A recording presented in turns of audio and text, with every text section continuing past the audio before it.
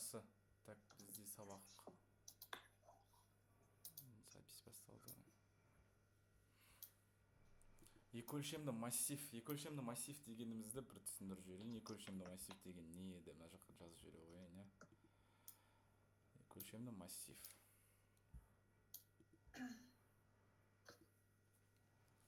Так, массивтің атауы болады бізде.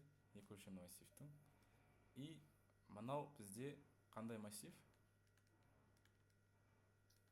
Бір өлшемді ма? Бұл бір өлшемді. Бір өлшемді, иә. Енді ойлаңыздар. Мынаның бірінші элементі, нөлінші элементі индекс бойынша. Мынау бірінші элементі. Мынау екінші, мынау үшінші, мынау төртінші элемент, иә. Ал екі өлшемді массивте дәл солай элементтер болады, бірақ ол элементтер бізде именно тізім болып шығады. Тізімдер элемент болып жүреді.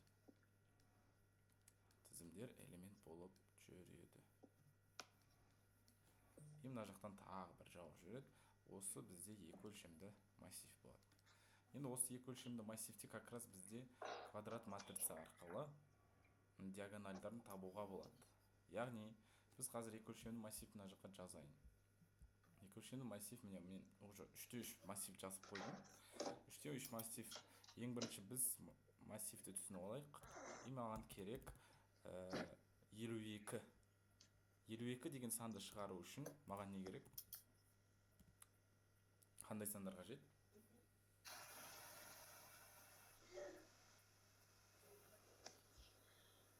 Көрініп тұр ма оқушылар? Ағай, качествосы кішкене нашар. Качествосы сальто. Или может менде естеп тұр, көрінбей тұр. Ал жақындатсам. Качествосы. Жоқ, андай пиксель. Менде де вообще көрініп тұрады. Вообще көрініп тұрады ғой. Қойш. Ағай, сіздің сетіңізден ғой? Сеттен ба не? Нормально. Енді. Жақсы, 52-ші санды шығару үшін мен мысалға нулевойдың нешіншісі деп айтам?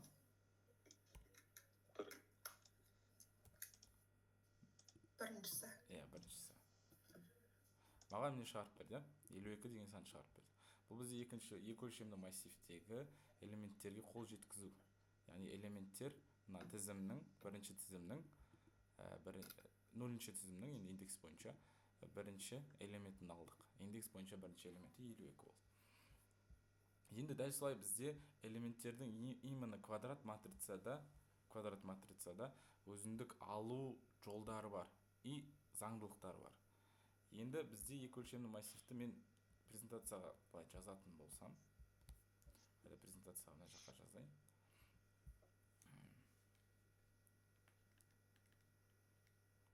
Жиырма төрт, 32, 12, 41, 13, 34, 61, 20, 10. И бұл бізде екі өлшемді массив. Енді екі өлшемді массивті бірінші біз өзіміз кесте түрінде жазып алсақ, өзімізге ыңғайлы, 24, 32, 12. Мынау айдың нулевой, айдың біріншісі бізде 41, 13, 34. И айдың екіншісі бізде 61, 20, 10. Как раз енді осы жерден бізде бас диагональді табуға болады. Бас диагональді табу үшін бізде мына жақта мына жақта мынау айдың нулевой болатын болса, ішінде J0, J1, J2 бар каждыйында. Яғни J0, J1, J2 деп үстіне жазып шығайық. J0-деріміз 24, 41, 61. Міне J0, 24, 41, 61. J1, 32, 13, 20. J2, 12, 34, 10. Яғни осы бізде қазір квадрат матрица. Квадрат матрица дегеніміз ол 3-те 3. Біздің жағдайда 3-те 3. Өйткені 3 тізім бар, ішінде 3 элемент бар. Егер мен мына жақта 4-ші элементті қосып, мына жақтан 4-ші тізім қосатын болсам, онда ол 4-те 4 болады, не? Енді дәл осылай біз деген мынаның бас диагоналін ала аламыз. Бас диагоналі дегеніміз мынау. Бас диагоналі дегеніміз осы. Енді қиылыстарын қарайық. Қиылыстарын қарайтын болсақ, A0 мен J0 кездесіп тұр, иә? Яғни I 0-ге тең болған кезде, I мен J тең болған кезде, онда бізде ол бас диагоналдың ең бірінші элементі. J1 мен I1 кездесіп қалған кезде, міне, кездесіп қалған кезде 13 келіп тұр ғой. Вот, I мен J I1 болған кезде, J1 болған кезде, бізде ол екінші элементке тең болды, иә? И дәл солай бізде I2 мен J2. I тең 2, J тең 2. Міне, екеуі кездесті, 10-ға тең болды. Вот осы бас диагоналдың элементтері. Енді оны кодта қалай жазамыз? Кодта бізде әр элементке қол жеткізудің өзінің жолы бар еді. Ол 2 рет forға салып жіберу, немесе кірістірілген циклдер деп айтатын едік, for I in I дейміз ба, A дейміз ба, или қалай? Range береміз ба? Кішкене көрінбей отыр. А дейміз ағай. A десек дұрыс бола ма не? Маған тым көріп тұрған жоқ. А десек ағай тісімен жұмыс істемей ма? Қалай көрінбейді? Немен? Мен орын ауыстырайын ба онда? Wi-Fi-ға жақын отырайын ба? Бұл саған көрініп тұр ма? Ау, Саған көрініп тұр ма бірдеңке? маған пиксель отыр, просто кішкене. Кішкене тұр ғой. Сол. Қазір көрініп тұр ма, оқушылар? Жоқ, пиксель отыр маған. Ағай неге Ренж деген көп пиксель болып тұр екен. Осы жерде так кухняда дұрыс ұстамай тұр да онда. Так, Жестко мутный болып тұр ғой. мутный болып тұр ма, прям? Берейін ба, группаға? Қайсар диз жіберіп отыр ғой да. Группаға жіберім қалай тұрғаны. Бізге көрініп. Онда сіздердің Wi-Fi-ларыңызда шығар? Онда кімге қуанышқа көрініп тұрған болса? Жоқ. Мен группаға жіберім қалай тұрғаны. Негізі примерно болады. Нормально. Угадывать етіп отырасыздар енді. Жақсы, мен мына орнымды ауыстырып қарайыншы. Орнын Wi-Fi-ға қарай жақындатып көрейін, егер болмай жатса. Бар мен базар.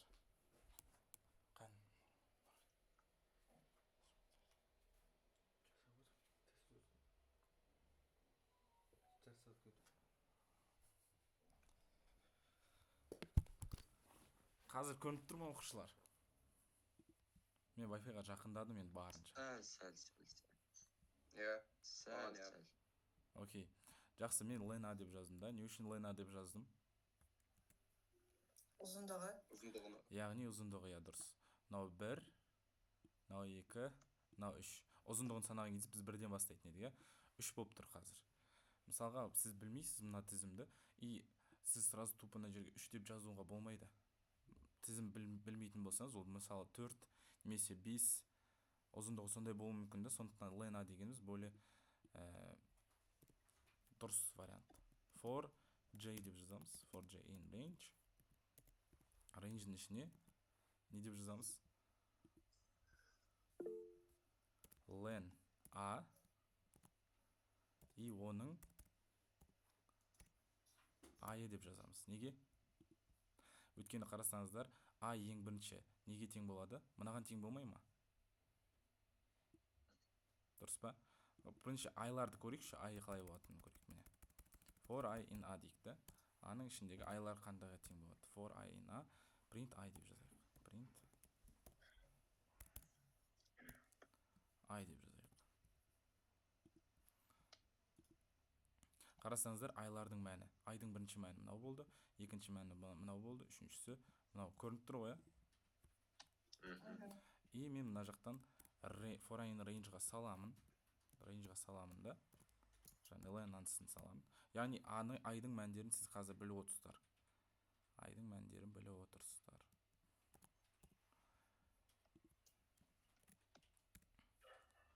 For J in range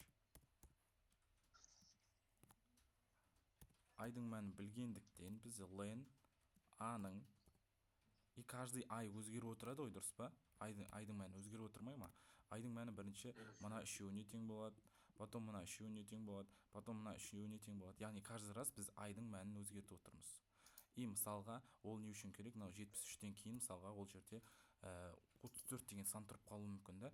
А вот сол кезде бізде мынау всегда 3 болып отырмайды ғой, ол 4-ке өзгеріп кетеді. Сондықтан мынау айдың каждый несін ұзындығын біліп отыру керек.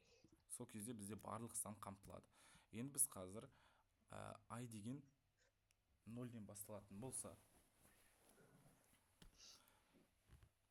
енді бізде заңдылық мынадай еді, тең болған жағдайда. Енді біз шарт қоямыз. Егер қазір біз print j дейтін болсақ ше, print аның ij деп айтатын болсақ, бізге не шығарып береді? Маған каждый санның мына элемент екі өлшемді тізімнің элементтерін бәрін шығарып берді. Бірақ маған барлық элемент керек емес, маған именно мына тең болған жағдайдағы элемент керек. Яғни біз уже шарт қойып, оны фильтровать етеміз элементтерді. Шарт қоямыз. If біздегі i тең болып қалған кезде j-ға, яғни i 0 болып қалған кезде, j 0 болып қалған кезде, онда print жасасын сол ij-ді. Окей? Print жасасын ij-ді. Тұғына не жауып жатыр? Окей. Print жасасын мына ij-ді. Яғни ол қалай көрінеді қазір? Визуально былай ойлаңыздар. 43, 73. Так, мына кодты мен мына жаққа былай істеп қояйыншы. Презентацияны былай. Мына жақтан ij қалай көрінеді? Енді a 0 келеді, i дегеніміз 0 болып қалған кезде, j 0 болып қалған кезде тең болды ғой. И мына жаққа j-дің орнына да 0 келеді. Енді a-ның нулевой. Міне, 24-ті береді. Сол үшін біз ол жерге мына 0 деген i мен j-ді қойдық. i 0 болған кезде, j 0 болған кезде сол келіп тұр. i 1 болған кезде ол қалай өзгереді? i 1 болады да, мына жақта j 1 болған кезде екеуі тең ғой. И мына жаққа да 1 келеді. 1 келеді j-дің орнына. И біріншісі мына 13 келу керек. Вот. Солай жұмыс жасайды ол. И мен қазір мынаны жіберетін болсам, 43, 2, міне 43, 2, 73. Осы стандар келді. Мына жақта кейбіреулер түсінбейді, неге ij болды да, и маған мына жақтан сандарында берді.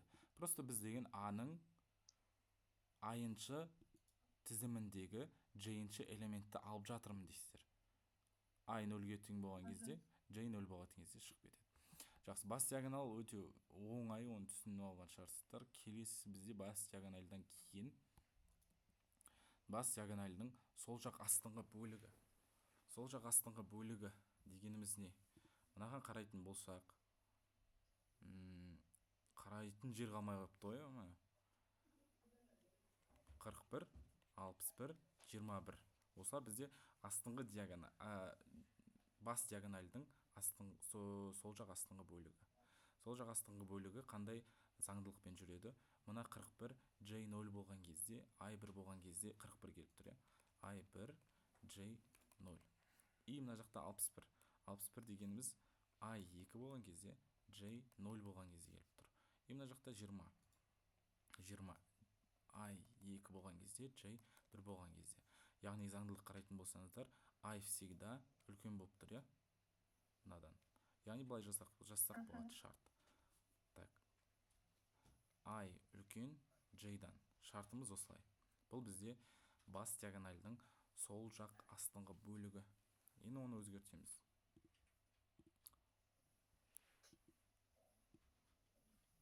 Мына шартты полный алып тастаймыз. Енді шартқа қоямыз. If i үлкен болса j-дан, дәл солай жаңа print a-ның i j-і. a-ның i j-і. Дәл солай шығып тұрады. Біз ағаны жіберетін болсақ, бізде 25 шықты. 98 шықты, 52 шықты. Не үшін? Өйткені 25 міне I дегеніміз 0 болып тұр, J 1 болып тұр. 98-де I дегеніміз 2 болып тұр да. I дегеніміз 2 болып тұр, J дегеніміз 0 болып тұр. Яғни осы жақта I всегда үлкен жерлерді бізге шығарып берді. Неге 73 шықпай қалды?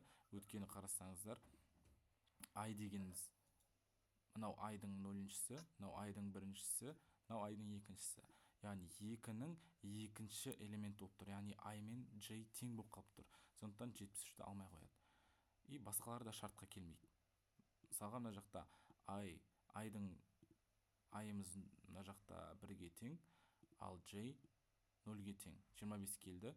Мына жақта J 1-ге тең. I мен J 1-ге екеуі тең болып кетті.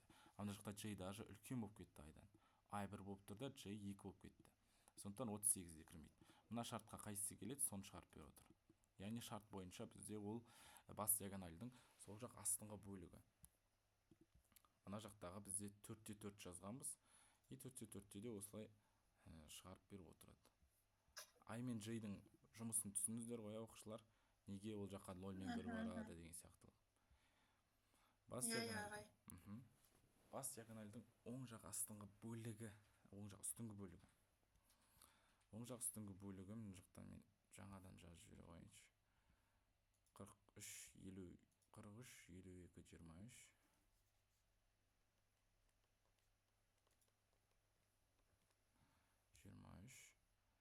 25, 2, 38. 25, 2, 38. 98, 52, 73. 98, 52, 73. Мына жақ кішкене жақын болып кетті, 23. Соны кішкене алыстатайын.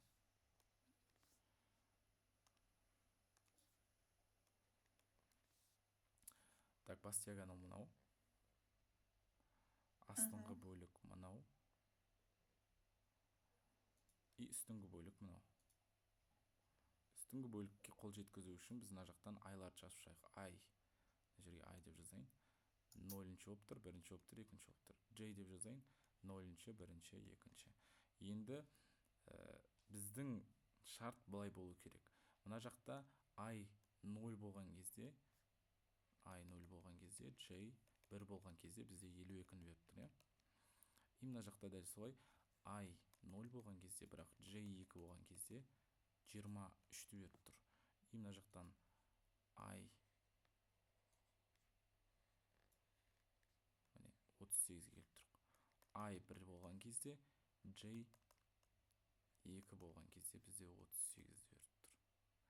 Яғни шартқа қарайтын болсақ, жазуымызға қарайтын болсақ, I-лар всегда кішкентай, J всегда үлкен болып тұр. Яғни ол не деген сөз? I кіші болса J-дан бізге всегда осы стандарт береді. Қалған жерлер оған келмейді, сәйкес келмейді. Өйткені уже мынау бас диагоналға кетіп қалды, мынау астыңғысына кетіп қалды. Міне үстіңгісі осы 3-ақ вариант қалып қойды. И осы шартқа келетін 3 қана сан. Қалғандары келмейді. Енді сол шартты өзгертеміз. Мына жақтан просто ауыстыра саламыз.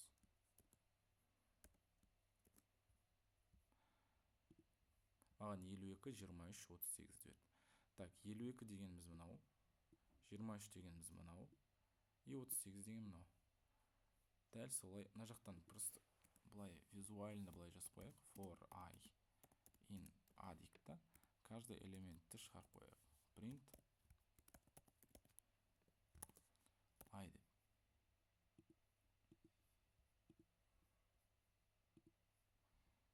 Енді визуально қараңыздар. Мына жақта міне үстіңгі бөліктер мынау еді. 52, 23, 38, дәл сол 52, 23, 38 шығарып беріп отыр. Жаңа астыңғы бөліктерде қарап жүрсек, визуально көретін болсаңыздар, дәл солай міне астыңғы бөліктер 25, 98, 52. 25, 98, 52. Солар шығарып беріп отыр. Бұл бізде диагональдармен жұмыс болады, е?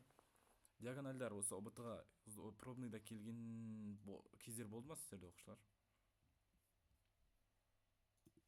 Байқамадық ағай. Пока что жоқ. Окей. Енді жанама диагональ. Жанама диагональ деген бас диагональға қарама-қарсы жұмыс істейді. Енді біз жанама диагональдың шартын түсіну үшін мына жаққа қайтадан қарайық. Жанама диагональ дегеніміз мынау бас диагональ болса, мынау жанама диагональ. Жанама диагональ. И осылай қойып қоямыз. Бұл жерде бізде 23 бар, 2 бар, 98 бар. 23-тің айы бізде 0-ге тең болып тұр да, J-і 2-ге тең болып тұр. 2-нің айы 1-ге тең болып тұр да, J-і 1-ге тең болып тұр. И мына жаққа 2 деп жазып қойын. Мына жерге 98. 98-дің айы 2-ге тең, J-і 0-ге тең. Енді бір байқайтын нәрсеміз, олардың қосындысы 2-ге тең болып отыр.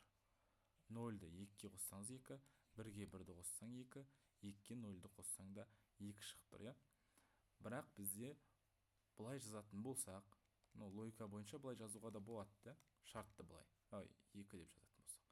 Бірақ ол барлық біздегі тізімдерге келмей қалады. Бізде қазір 3/3 барлық квадрат матрица келмей қалады. Мынау 3/3 квадрат матрица. Оған ол дәл келіп тұрады. Ал бізде ол 3/3 келгенімен 4/4 келіп қалатын болса, ол келмей қалады. 4/4-ке ол келмейді. Сондықтан олар барлығына универсальный шарт қою керекпіз.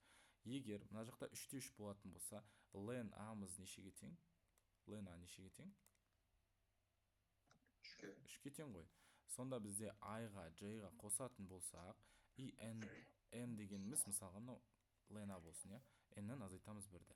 Немесе сразу былай жазсаңыздар, i плюс j тең ln a азайтылған 1.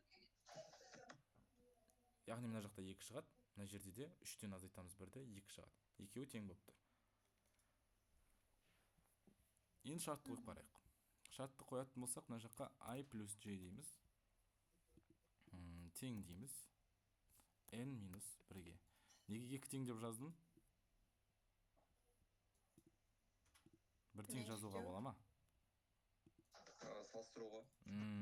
Салыстырып жатырмыз, я? Окей. Жаңадан бері салыстырдық қой. Осы да салыстыруға жатады. Енді мен мынаған жіберетін болсам, маған неге n шығарып берген жоқ? N-ді Таныстырмадық. N-ді таныстырмадық. Мен ln a деп жазу керекпін. Біреулер бар, кейбір кодтарда сөйтіп n-ді таныстырып кетеді. Мына жаққа былай жазып кетеді. n тең ln a деп. И мына жаққа ln a деп жазып отырмайды, мына жерге n-ді қойып жіберіп қояды сразу. Олай да болады. Бірақ бізде ол жаңа айнымалы бермей-ақ осы ln a-мен жұмыс істей берсек болады. Енді мен мынаны жіберетін болсам, 23/2/98. 23/2/98-іміз міне. 23 мынау, 2 мынау, 98. Мынау неге именно осы қатармен шығарды оқушылар? Неге 23/2/98? Неге 98/2/23 емес?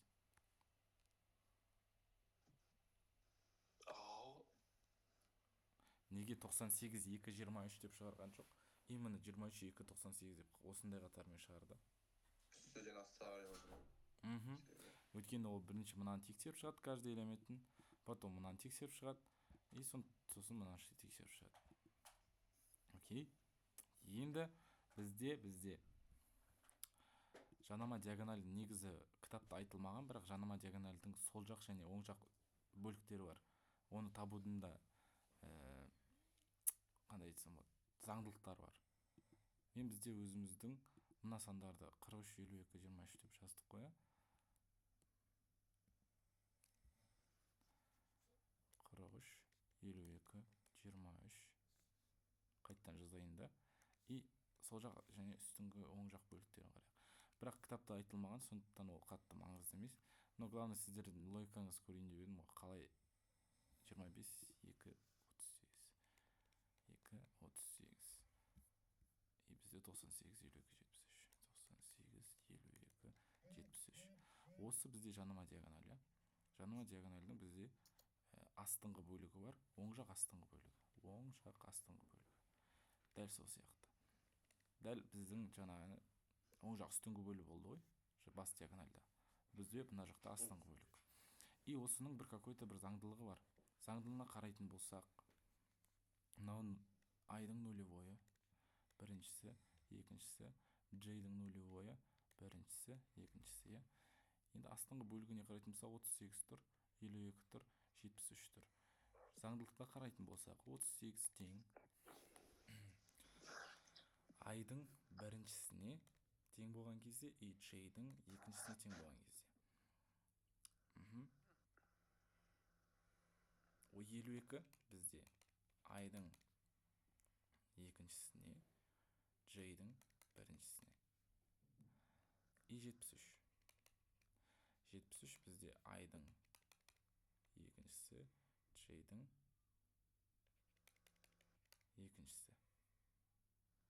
Енді мына жерде қандай заңдылық көріп тұрсыздар оқушылар?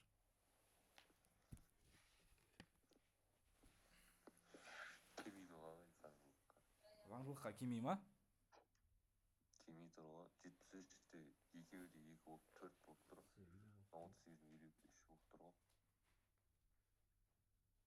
Келіспей қалайын тұр ғой. Бірінші екеуі тең болып тұр, соңғысы ғой. Соңғысы Келмей құдырып қалды. жүріп тұр ма? I мен J-ді қоса 3 шығады да, бірінші екеуінде соңғысында 4 болып кете тұр.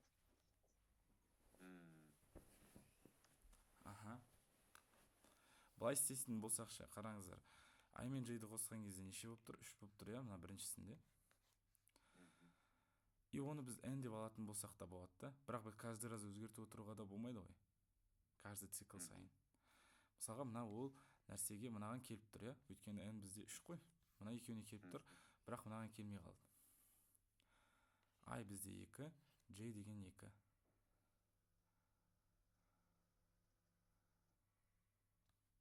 Ал былай істейтінше. Мына жақта да 3. Мына жақта да Ағай мына жерде 4 тұр. типа ойма. Ау. If-тан кейін элиф қойып, типа I мен J тең болған кезде. If-тан кейін элиф қойып, I мен J тең болған кезде дейсің бе? Иә. Типа тағы бір шарт қосып жібергің келіп тұр ғой, иә? Иә. Ол да болады, иә. Ол да болады. Бірақ бұл бізде так, мына жақта қарайтын болсақ, мынау 0 мен 0 тең болып кетеді, мына жерде 1 мен 0 болады, и мына жерде 1 мен 0 болып тұр. 1 мен 0, 0 мен 1, 0 мен 0. Бұл үстіңгі бөлік, та? Мына жақта 1 шығады, 1 шығады, мына жерде 0 шығады. Иә, бұл да заңдылыққа келмейді. Мына екеуі келеді да, бірақ соңында мына екеуі I минус 1 дедік қой ма? минус 1. Неден минус 1? Иә, ана баны жанамада қолданып қой. Len A минус 1 деп. Аха, Лена дегеніміз бізде 2 қой, иә? 3 қой. Азайтамыз бірде 2 болады, иә? 2 қоятын болсақ.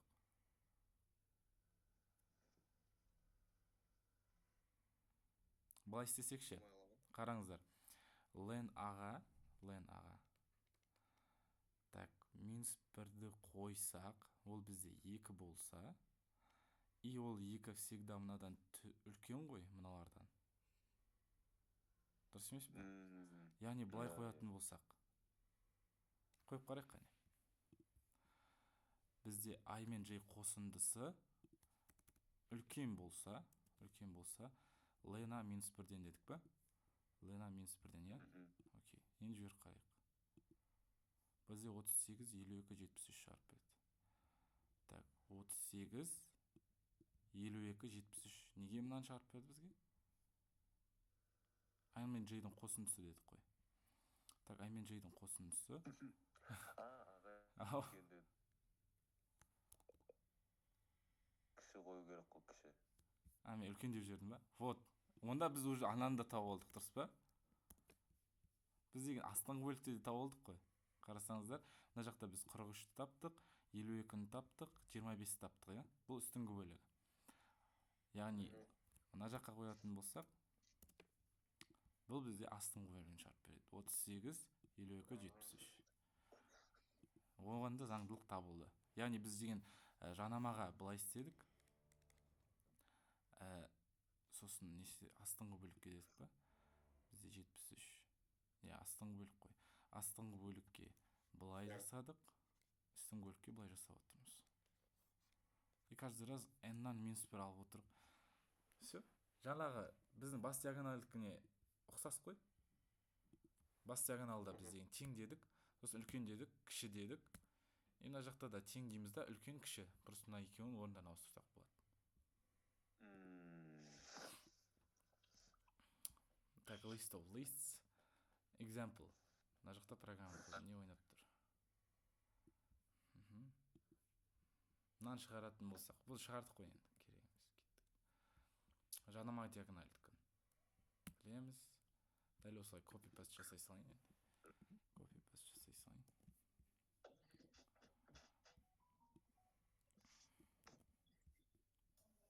Ағай, бізде келіпті алдыңғы пробныйда матрица.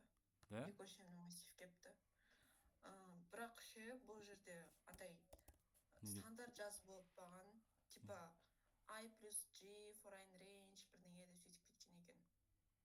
Сен қасыңда бар ма қазір? Я, ағай бар. Қай фотосын жүрші? Қаз. 13, 18, 27. Яғни жанама диагоналды бізге жіберді. Жақсы, келесі бізде тақырыпта мынау. Біз циклдар толтыру арқылы өттік. Мына екеу бір нәрсе. Екеу бір нәрсе, просто мынау ұзын, мынау қысқасы. J-ді көбейтіп отырады каждый раз 2-ге. J-ді көбейтіп отырады каждый раз 2-ге. For J in I. For J in I. Мына жақта I деп өзгерте салайын, барлығына түсінікті үшін. Міне. For J in I ішіндегісімен тұр. For I in A. For I in A мына жерде тұр. Каждый раз мынау ішінде еще цикл болғандықтан, мынада 2 пустой тізім бермей ақ сразу матрица құрастырып салсақ болады екен. Мынау рандомный. Рандомдан айтып кетеміз ба бір? Аха, рандомды айтайық жақсы. Я, ағай. Рандомды айтып кетейік.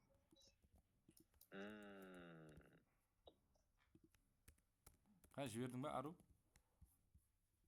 Я, ағай, жібердім ғой группада.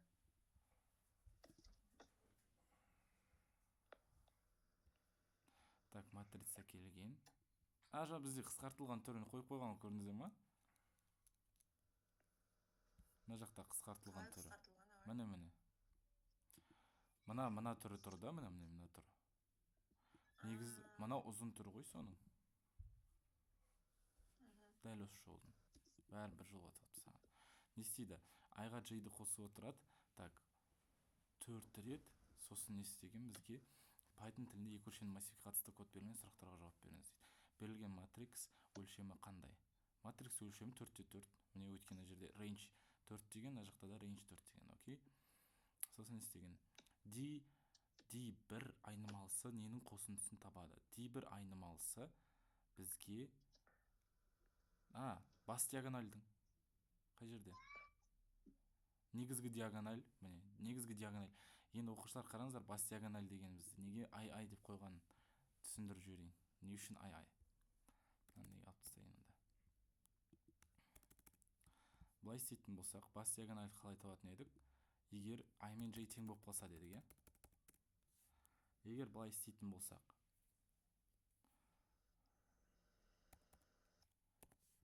I тең I-ға, мына жаққа I деп жазып жіберетін болсақ, I тең I-ға сінес, I тең J-ға дейік. Маған 32, 18, 14 шығарып берді. Яғни міне 32, мына жерде 18, мына жерде 14. Неге I деген кезде шықты деп ойлайсыздар ғой. Мысалға мына жаққа не обязательно біздегі мына жақта екі айнымалын жазу. Өйткені I деген мына жақта біз тексердік қой. I мен J тең болып қалса, яғни 0 мен 0 болып қалған кезде просто I-ды 2 рет қойып жібереді. I-дың просто мына жаққа 0 тұрады, мына жерде 0 тұрады деген сөз ғой. И 0-дің нулевойы 32. Сосын мына жерге 1 мен 1 келеді 18. И 14 келеді. Мына жақта бізде 2 мен 2 келген кезде 14 болады. Болды. Бұл да болады. Бұл да вариант.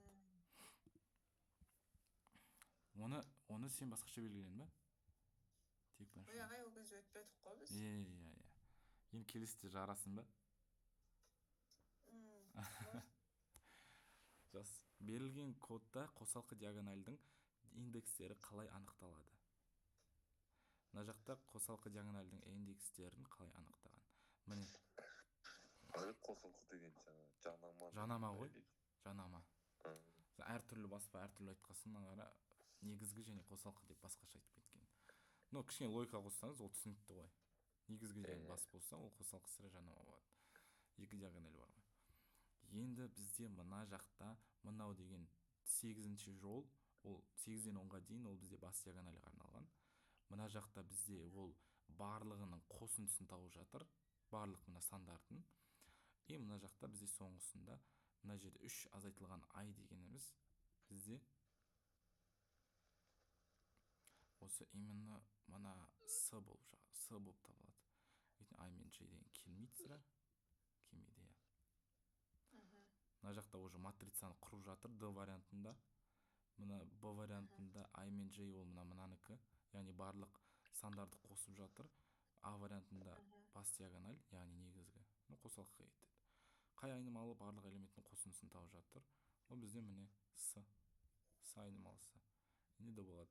Берілген код не үшін жазылған? Массив құру және диагональ элементтерін шығару үшін, массивтің қосындысын, диагональ мәндерін есептеу үшін, тек жолдар мен бағандардың қосындысын есептеу, массив элементтерін сұрыптау.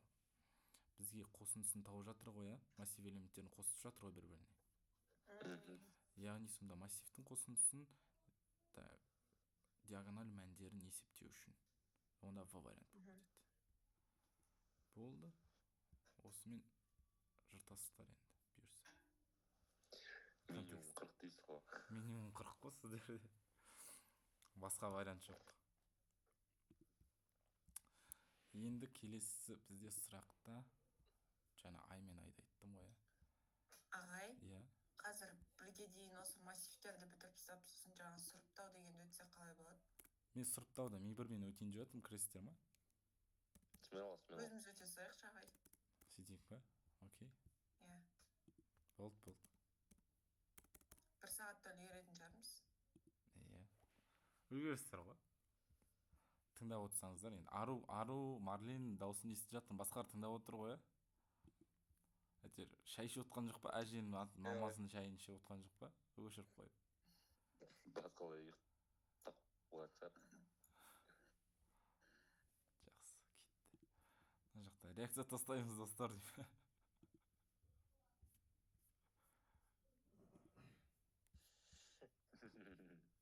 Жақсы, келесі бізде тағы тапсырма қандай еді? Тапсырманы қарап жүрейікші. Бас диагональдің элементтерін шығару. Мына жақтан уже жауаптар белгілі ғой. A тең J дейсіздер да, print AJ, A-ның I-ншы, J-ншісін шығарып жүресіздер. Енді бас диагональ элементтерін қосы осыны істейік. Жоқ, біз рандомға келіп едік қой. Рандомға келдік қой. Рандом жазып жүрейік. From random. Рандомға вообще дейсің ғой. Ағай көрінбей жатыр. Қой. Қайттан көрінбей қалды ағай вообще. Ағай қазір может прогружаться етеді, кішкене күте тұрайық. Не істейді дейсіз? Прогружаться етіп, может қазір өзі кішкене. Окей. Баны өзі сөйтті ғой.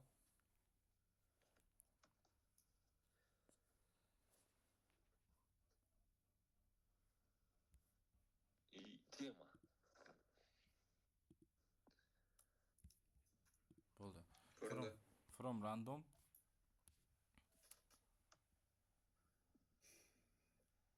Import. Иә. Мынау былай ғой, короче. Қалай жазылып жатыр? Неге түсінбеуім мүмкін. From mass import түбір астын. Дәл осылай жазасыздар. Дәл сол нәрсе ғой. SQRT түбір асты ғой. Түбір астын ғана керек болатын болса, осылай шақырасыздар. Бізге рандомный бүтін сандар керек, сол үшін осыны шақырып жатыр. Енді не істейміз? Біз A деген айнымалыны 0-ге толтырып тастау керекпіз, иә? 0-ге толтыру үшін for J in range. Range-ға 4 бере салайық. For I in range. Тағы да 4 бере салайық. Енді бұны каждыйын ашайық. Так, мына жақтан былай жауып жіберейік та, мына жерден былай ашып жіберейік. Осылай, иә. Мынау бізде бірінші ішіндегісі, и мынау 4 десек жақсы кете берсін. Енді мен мынаны жазып жіберейін. Неге олай жазылды?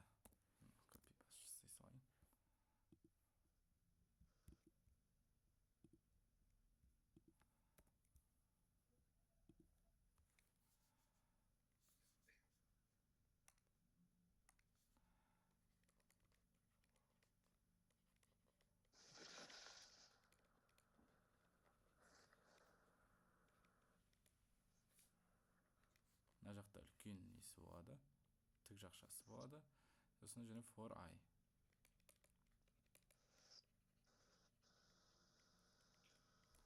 Енді ол былай істейді. 0-ды алады да 4 рет циклға салады. Яғни бірінші ішкі тізім былай болады. 0, 0, 0, 0. И осылай болды да, мынау біздегі мынаның жұмысы. Міне, мынаның жұмысы. Міне, результаты осы. Енді ол тоқтамайды еще. Осылай ғана қалатын болса, мынау болмайтын болса, онда осылай тоқтайтын еді. Біз осылай бір өлшем тізім шығарамыз. Бір өлшем тізім осылай шығады. Екі өлшем тізім шығару үшін осылай қоясыздар. Еще мына жағына тағы бір циклға салып жібересіздер. Мынау дайын болған кезде, мына цикл, ішкі цикл біткеннен кейін, яғни 4-0 пайда болған кезде, ол тағы бір циклға жүгіріп кетеді, ол 4 рет. Яғни ол не істейді? Мына жағына тағы да қосып жібереді.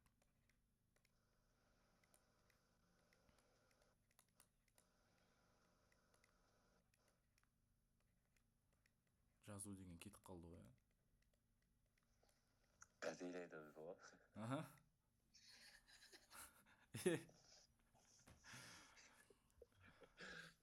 Жақсы. Осы бізде 0-ге толы А массиві пайда болды дейік.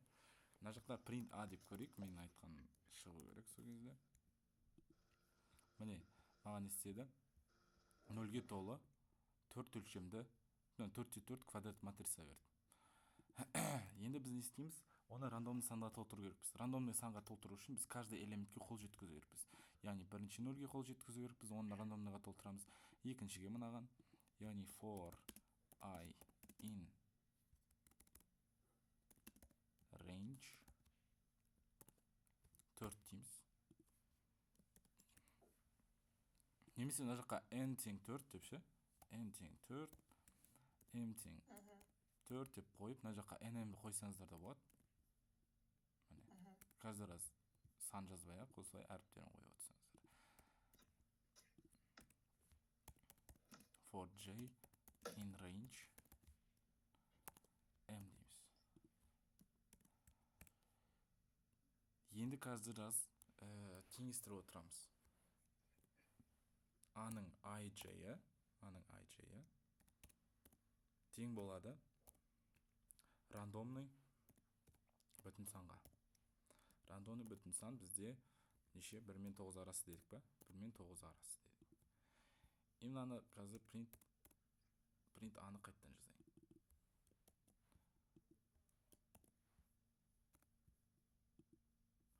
Сен маған рандомный сандарға толтырып берді.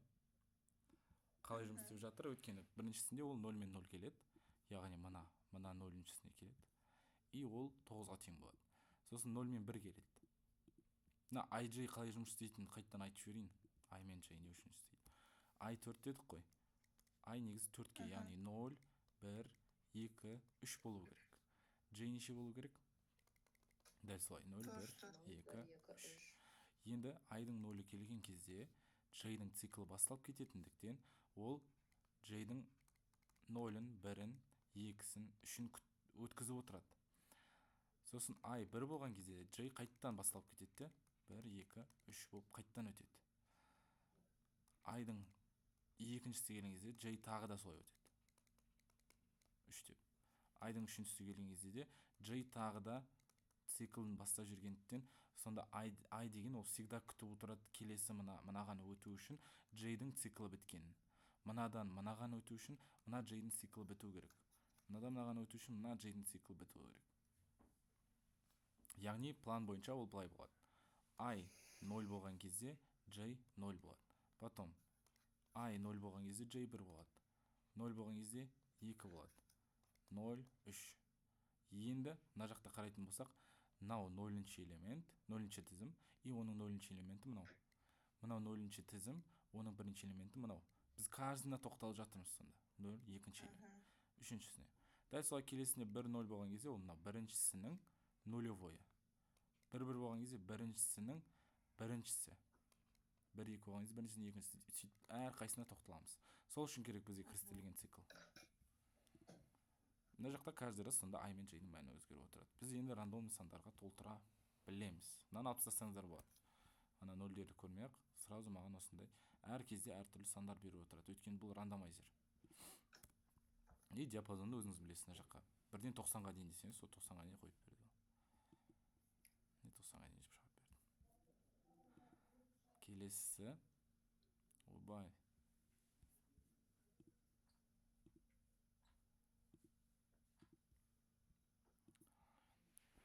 Енді мына жерден қайсысын көреміз? Қосындысын жазып көреміз да? Давайте. Бас диагоналы қосындысын жазып көрейік. Бас диагоналы қосындысы. Бізде онда мынаны copy-paste жасай салайық.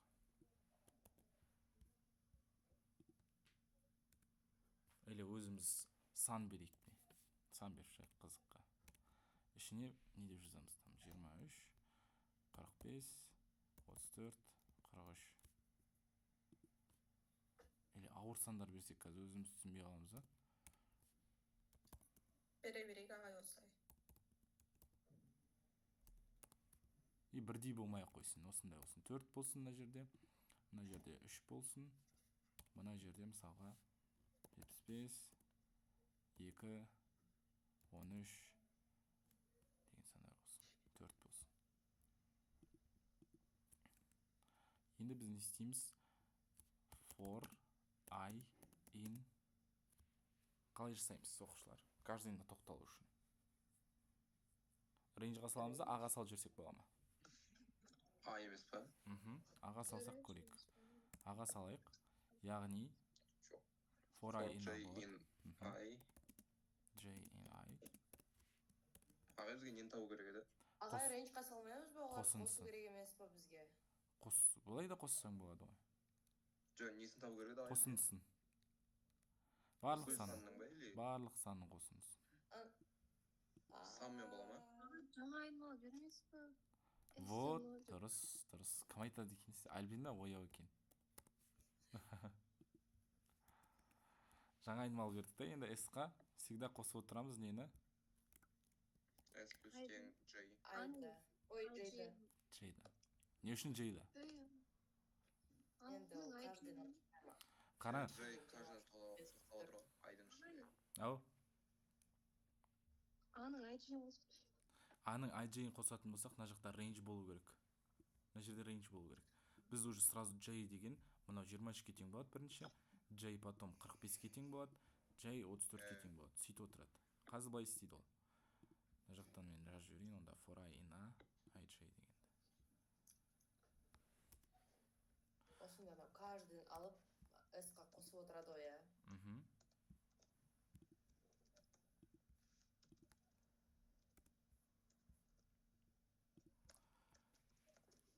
Так, біздің не? 23, 45, 34, 43. 25.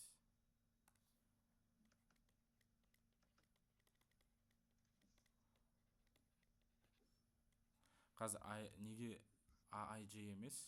Неге именно J соны түсіндіріп жүрейін. 32, 34, 22, 12.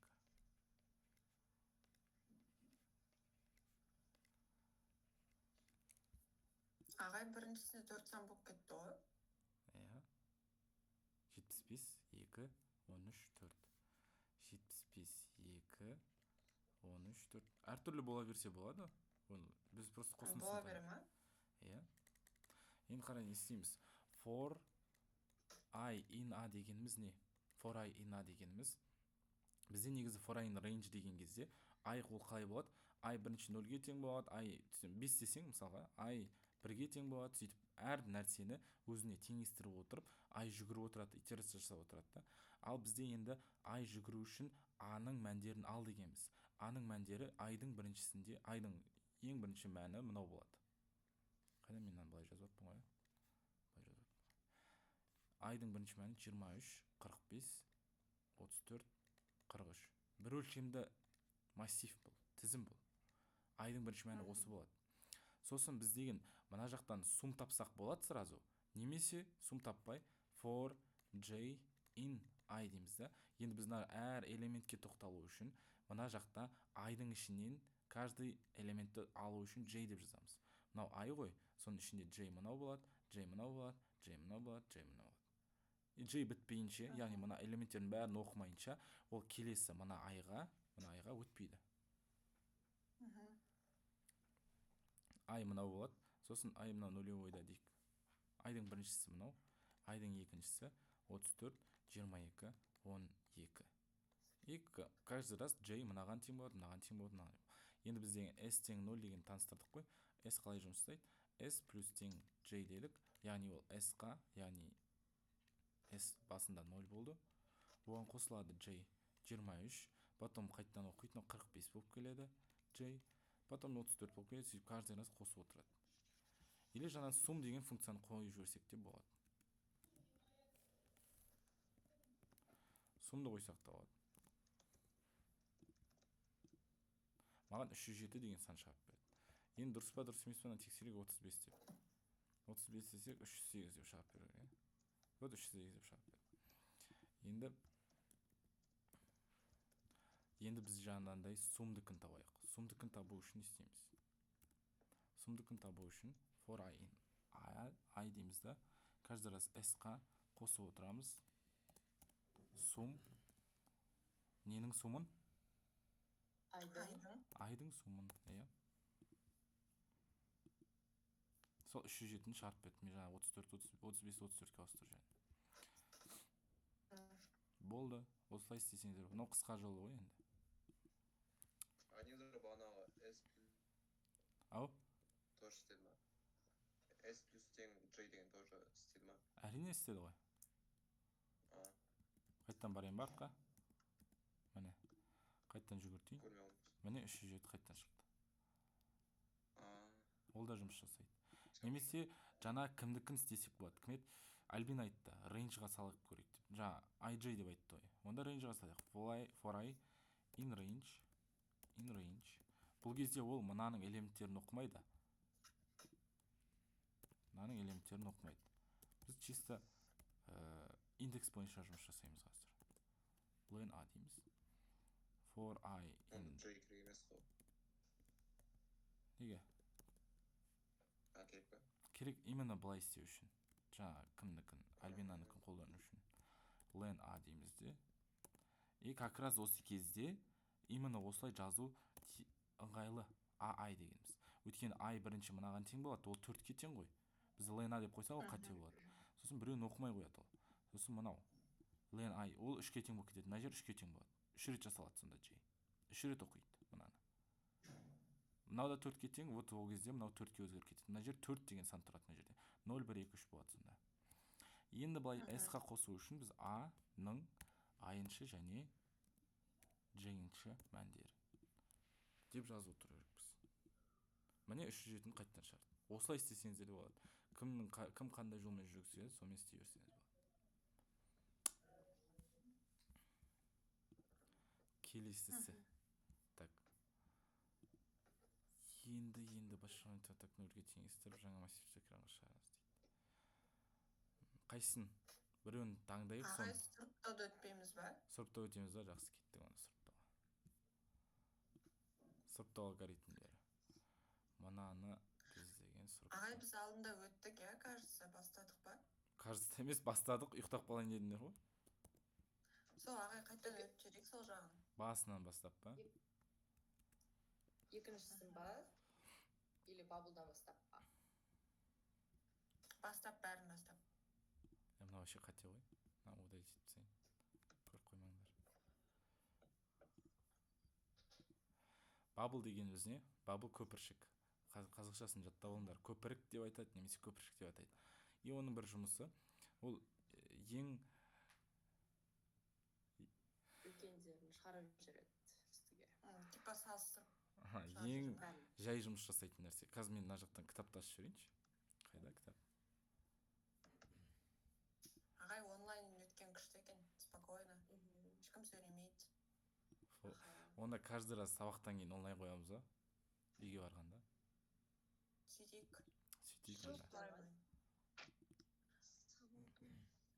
Так, мына жақта сұрыптау алгоритмі не? Как раз. Мына жерде не туралы айтылған? Міне, жұмыс жасау негізінде сұрыптау алгоритмдегі bubble sort бізде ең жай жұмыс жасайтын сорт. Мына жақта мен сұрыптауда орындалатын тексеру саны 10.000 рет деген жазып кеткен. Мына жақта кірістіру, insertion ең жылдам істейтіні қарасаңыздар quick sort. Енді бірақ кітапта в целом оларды ашып көрсетпеген, қарасаңыздар мына жерде ешқандай сорт туралы айтпаған. Бірақ оның коды келеді, сұрыптаудың коды келеді да, и сен түсіну керексің қандай сұрыптау жүріп жатыр. Мына жақта ешқандай кітапта ешқандай нәрсе айтылмаған, сондықтан бізде біріншісінде кодын қараймыз. Кодын жазу үшін бізде мына жақта бірінші орындалу ретін түсіп алайық. Орындалу реті ол каждый раз әр екі элементті салыстырып отырады. Көрші элементтер 3 пен 7, 3 пен 4 емес. Я? 3 пен 7 көрші ғой, сол үшін салыстырады. Егер 7 3-тен кіші болса, онда 2 орын ауысады. Бірақ 7 3-тен кіші емес, оған тиіспейді, келесі уже 7 мен 4-ті салыстырады. Вот 7 мен 4-ті орын ауыстырады да, потом 7 мына 4-тің орнына келгендіктен, как раз көрші элементтері осы 7 мен 5 болып кетеді. Сөйтіп орын ауысып отырады да, соңында 7-ні ең үлкені деп шетке шығарып жібереді да. Содан кейін 7-ні тексермейді мүлдем. Міне 7 вообще тексерілмеген. Сосын 5 тауып алғанда 5-ті вообще тексермейді содан кейін. Өйткені ол нақты өзінікін көрсетті ғой, ең үлкен екенін, болды.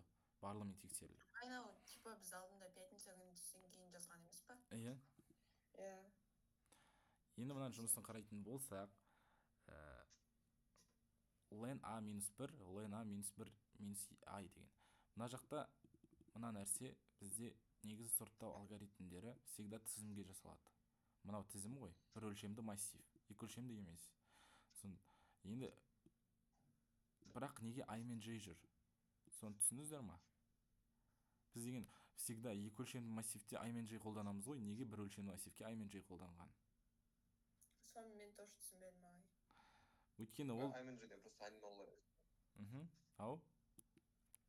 Олар просто айнымалылар емес пе? Иә, олар просто айнымалылар, бірақ мына жақта қарайтын болсақ, ол деген бірінші итерация жасайды. Бұл итерация неше рет жасалу керегі бұл. Яғни, мына тізімді неше рет итерацияға лақтырады. И мына жақта ол соның ішінде тексерістердікі мынау. Мынау тексереді, міне қарасаңыздар, мына тексеріп жатыр J. Мынау просто неше рет итерацияға түсетіні тізімнің, а мынау неше рет тексерілетіні. Мына элементтер неше рет тексеріледі. И ол идеально жұмыс жасайды, өйткені мына шарт бойынша қойсаңыз идеально жұмыс жасайды. Len a минус 1, len a минус 1 i деп. Қазір мына жақта мен мынаны жазып жіберейін. Жаңа тізім берейін, a деген. И оған қоямыз 34, 12, 23, 45. И мына жақтан 2 деген сан қойып жіберейін. Айналып жүрсін. Сосын for I in range. Сосын мен айттым ғой, I мен J-дің орнына өзіңіз білесіз қандай сан беретініңіз, иә? Len A дейміз да, минус 1 дейміз. Не үшін минус 1? Өйткені мына жақта жазып кеттім. Қарасаңыздар. Егер тізімде 5 элемент болса, ол итерация саны 4 рет жасалады. Ішкі итерация каждый раз азайып отырады. Ол каждый раз азайып отыратыны мынаның кесірінен. Но арқасында деймін ба, мынаның кесірінен. Именно осы азайып отыратыны.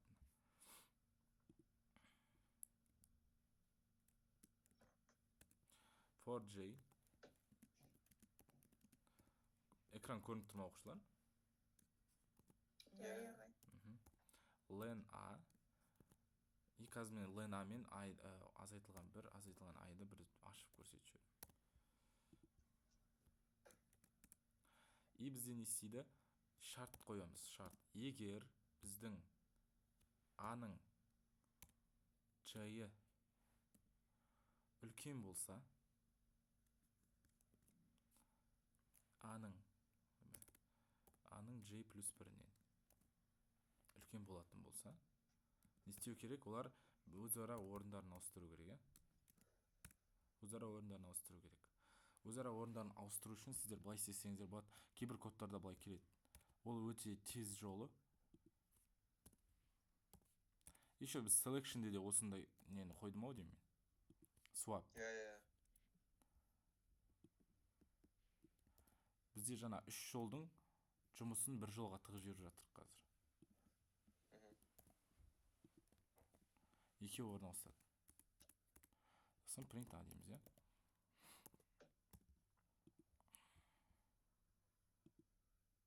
Маған міне сұрыптап жасап берді, иә? Егер мен мынаны былай өзгертетін болсам не болады, оқушылар? наоборот қояма кем өретімен. Иә, кем өретімен. Өте оңай. Просто мына жағына мынаған да мән беріңіздер айтпақшы. Қалай шығарып жатыр деп. Сразу көріп, ой, бұл бабырсот, значит, өсіп жүретімен деп. Мынаны қараңыздар. Мынау не қалай жұмыс жасап жатыр. Қазір каждайына тоқталып шығамыз. Былай істейік. қалай тең десе қалай. Тең. Тең десе. Тең болмайды ғой. Көрінбей қалды. Ол никак тең болмайды ғой. Ол кезде не if жұмыс істемейді ғой ары қарай. Иә, if-қа шартқа келмей қалдық біз. болды. Шартқа келмей қалдық та. Дәл солай шығарып береді. Мен қалай жаздым, дәл солай шығарып береді. Айымға ғана көрінбей қалды ма? Нормально, все. Нормально. Окей. Көрініп тұр. Енді біз каждыйына тоқтап шығайық, итерация жасайық, иә, 34, 12, 23, 45. Итерация деймін, трассировка.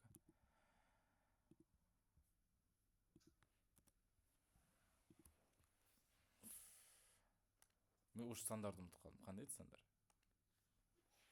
34. 12, 23, 45. 12, 23, 45, 2. Итерация бойынша бізде I деген, I-ды былай жазып қойықшы. I тең len минус 1 дедік, е? Ленамыз деген 5, 5-тен 1-ді азайттық, 4. Яғни I ол 0, 1, 2, 3 болады. J дегеніміз len ең бірінші ситуацияны жазайық. Ең бірінші I 0 болған кездегісін жазамыз. Потом азайтып отырамыз. 1 азайтамыз I. Яғни 5-тен 1-ді азайтамыз, одан азайтамыз I-ды. I бізде бірінші ситуацияда 0 болып тұр, е?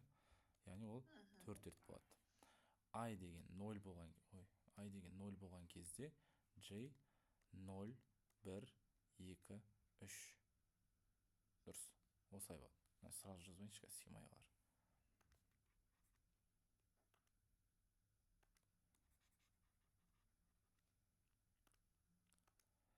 0 болады. Енді былай сызып қойайын. Сосын бізде қандай нәрселер шарт бар еді ғой, шарт мынадай еді. A-ның J-і үлкен болған жағдайда A-ның J плюс 1-нен онда екеуіндерінің орындарын swap деп қоя салайын. Swap деген ауыстыру. Swap case дегенді өттік қой оқушылар. Swap case не істейтін еді? Үлкен әріптерді кішіге, кіші әріптерді үлкенге ауыстыратын. Сол swap деген сөз ауыстыру деген сөз ғой. Или жазайын ба шынымен? Шартын жазайын, е? Жаза қойын. Ерінбей.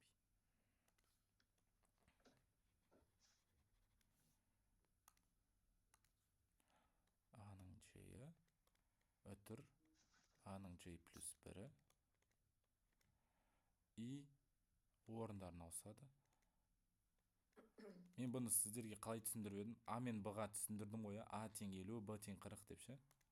Есіңізде ма? Дәл сол сияқты ғой.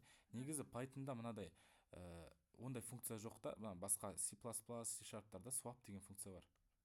Swap деген сол именно екі мән береді мына жаққа, сол екі мәннің орындарын ауыстырып жібереді. А бізде ондай жоқ, именно осылай жасалған нәрсе бар. И бұл да ыңғайлы. Сразу ауыстыру үшін осылай жаза қоясыздар. И бізде ең бірінші I, J-міз, яғни A 0-міз үлкен болса A 1-ден. A-ның 0 бойы мына 12-сі. Енді мына жаққа 34 тұрады, мына жерде 12 тұрады. Шартымыз солай тұрып қой. Иә. Енді істейді ол 34 пен 12-ні ауыстырып жүреді. Бізде сонда тізім былай көрінеді ғой. 12, 34, 23, 45, 2. Мынау true болды, мынау орындалды, и міне орындарын ауыстырып жүреді. Келесінде I 0 болып тұрады әлі, өйткені J-дің несі біткен жоқ қой. J до конца болу керек. J 1 болады. J 1 болған кезде A1, вот A2 болады. A1 как раз міне 34, біз 34 мынадан үлкен екенін таптық та, и біз 34 әрі қалай тексере береміз. Может ол ең үлкен шығар деп. Мынаумен тексереміз. И мына жақта 34 тұрады, мына жерде 23 тұрады. True. Мынау орындалады. Тізім былай өзгереді. 12, 23, 34, 45, 2 болып өзгеріп кетті. Келесінде J 2 болады да, мына жақтан 2 қоямыз. Мына жақтан 3 қоямыз. Так, 2 де бізде 34, мына жерде 45. Мына жерде 34, мына жерде 45. 34-тен 45. False болады да, мына жақтар орындалмай қалды. Тізім дәл осылай қалды, я. Үшіншісіне келген кезде ол А-ның үшіншісі и А-ның төртіншісін салыстырады. 0, 1, 2, 3, 45 и 2 мен салыстырады. Мына жерде 45 тұрады, мына жерде 2 тұрады. Яғни ол true. Не болды сонда? Орындар алсаға. 34, 2, 45. 45 болады. Көрдіңдер ма? Ол бір үлкен тауып алды ғой. Бір үлкен тауып алды. И ол до конца тексеріп шықты. До конца тексеріп шықты. 45-тен төмен болып қалды да, оны келесіне өтіп кетті уже. 45 үлкен екені уже анық қой. Енді 45-ті келесімен тексереді. Сосын бұл бізде J-дің несі бітетті. J-дің біткеннен кейін біз I, неге мен былай жазып қоя алмайды? Дұрыс қой.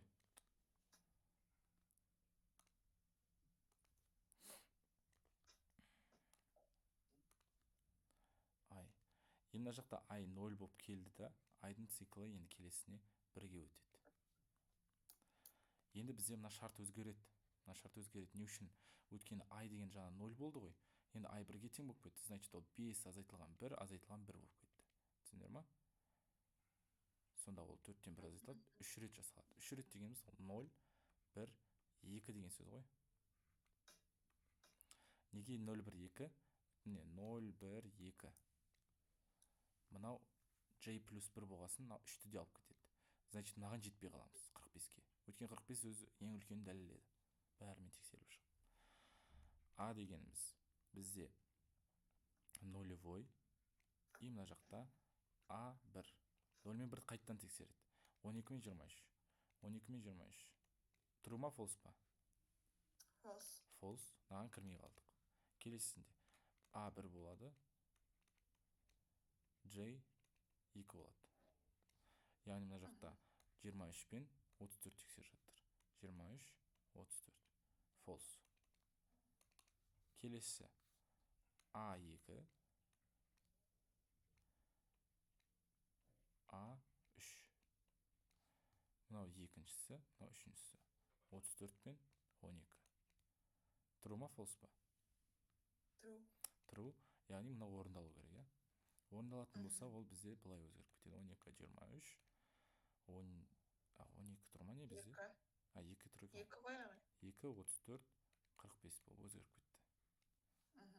Енді біз мына 34 пен 45 тексерудің қажеті жоқ, өйткені 45 ең үлкен ретінде өзінікін тастап тастады ғой, мына жаққа көрсетіп тастады ғой ең үлкен екен. Болды. Жете алмай қаламыз даже. Қажеті жоқ емес, жете алмай қалдық даже.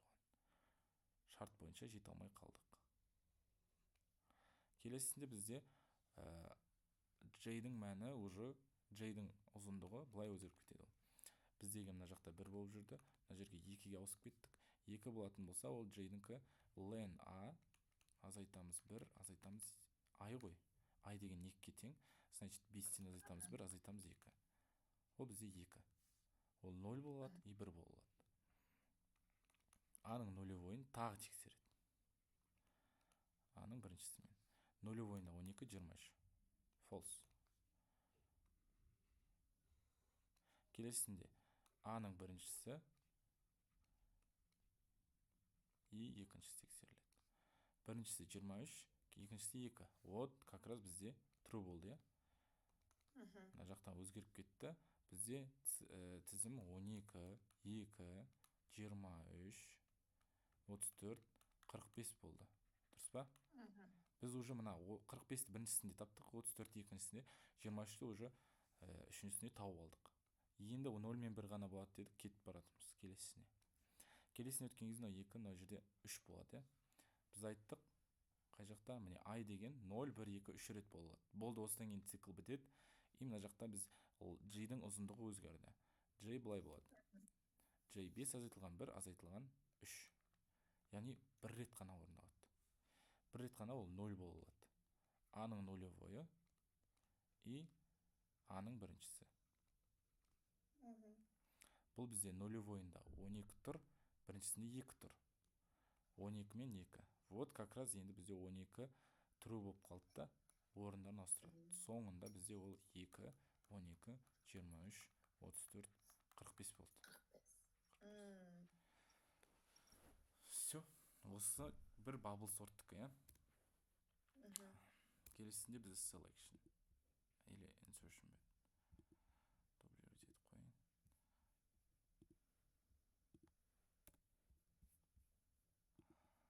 Bubble sort түсінікті, каждайын тексеріп жатыр. Selection sort дегеніміз массивтегі ең кіші элементті тауып, оны тізімнің басына орналастыру. Бұл процесс барлық элементтер сұрыпталғанша қайталанады дейді. Бірінші индекстен бастап ең кіші элементті іздейміз. Сол ең кіші элементті ол бірінші орынға ауыстырамыз. Міне.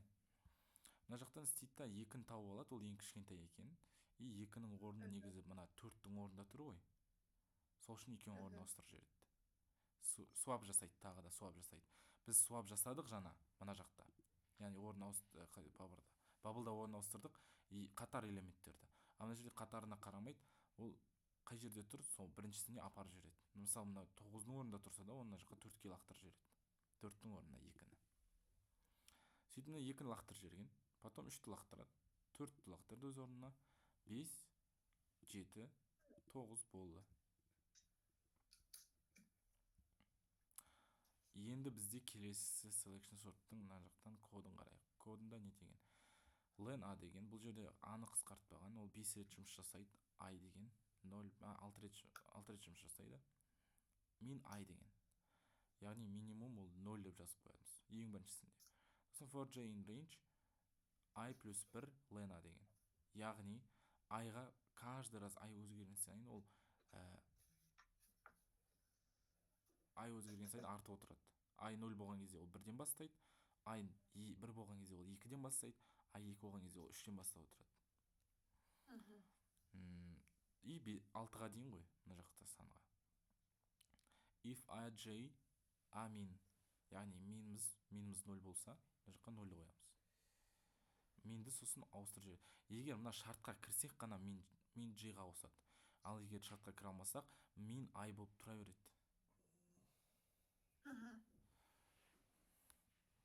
И мына жақтағы бізде жаңа қолданған swap-тың нәрсесі. Окей. Біздер мына жақтан жаңа сандар береміз ба? Жаңа сандар берейік, 4, 5, 7. Алдында талқыладық қой оны.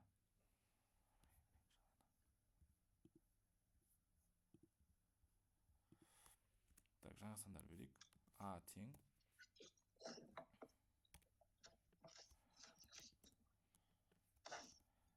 Так, 4, 7, 1, 12. Үлкейтіп жатырмын каждый раз. 8, 6 дей салайын, иә. Вот осылай болсын. Сосын біз forға салып жібереміз да. For I in range len A.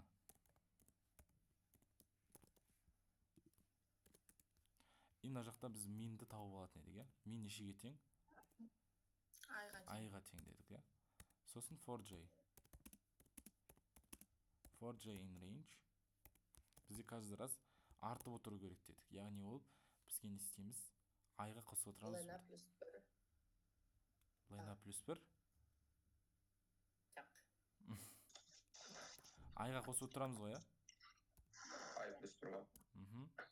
Len A-ға дейін.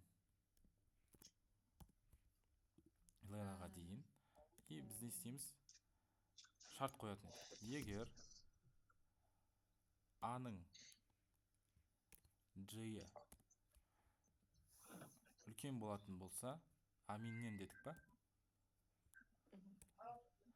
A миннен. Онда не істейді ол? Swap жасай ма?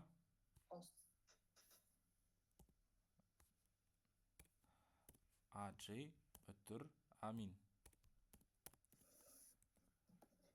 И тең болады.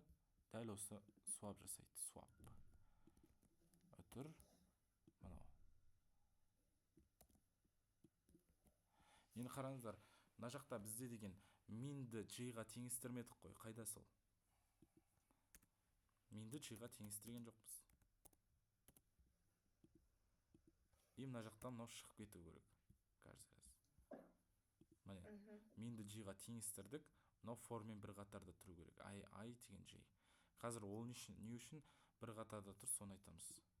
Мына жақта мен амин дегенді мынаны керісінше қойып жүрмін. Қазір кему ретімен шығарып береді бұл. Сосын принта.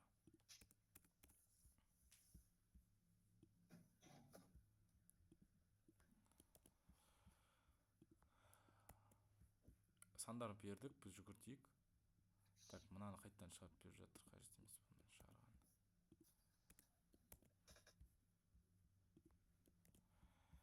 И бізде дұрыс шығарды ма? Жоқ. Не үшін? Анау бір неде тұрады дедіңіз ғой. Ай, молодец. Бір неде тұру керек. Енді мына жақта да қайттан шығып қалды.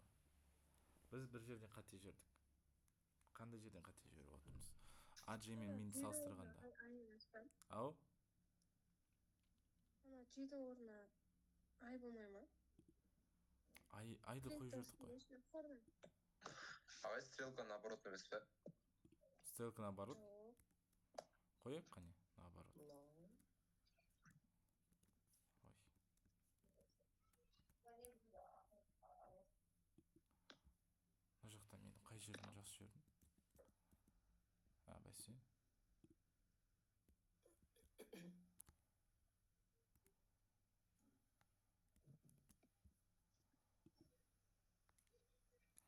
Жоқ, ондай емес. J тең мен емес па? Чын деген бар ғой. Сонасында. Мама? Жоқ, мен. Ана астында тұр, принттің үстіндегі ше. Мама, J ма? Сол жерде I болмай. Я, соңында I болмай. Ай қоямыз ба? Я.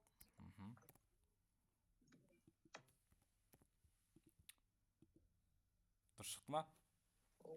Мгм. Неге өйтіп айды қойдық мына жерге?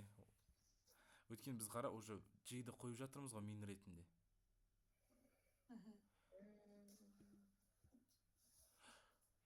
4, 7, 1, 12, 8, 6. 4, 7, 1, 12, 8, 6 ма? Жазайық. Бұған да бір итерация жасайық. 4, 7, 1, 12, 8, 6. Енді бізде, так, min I дегеніміз бар. I-дің лынасы, J-дің.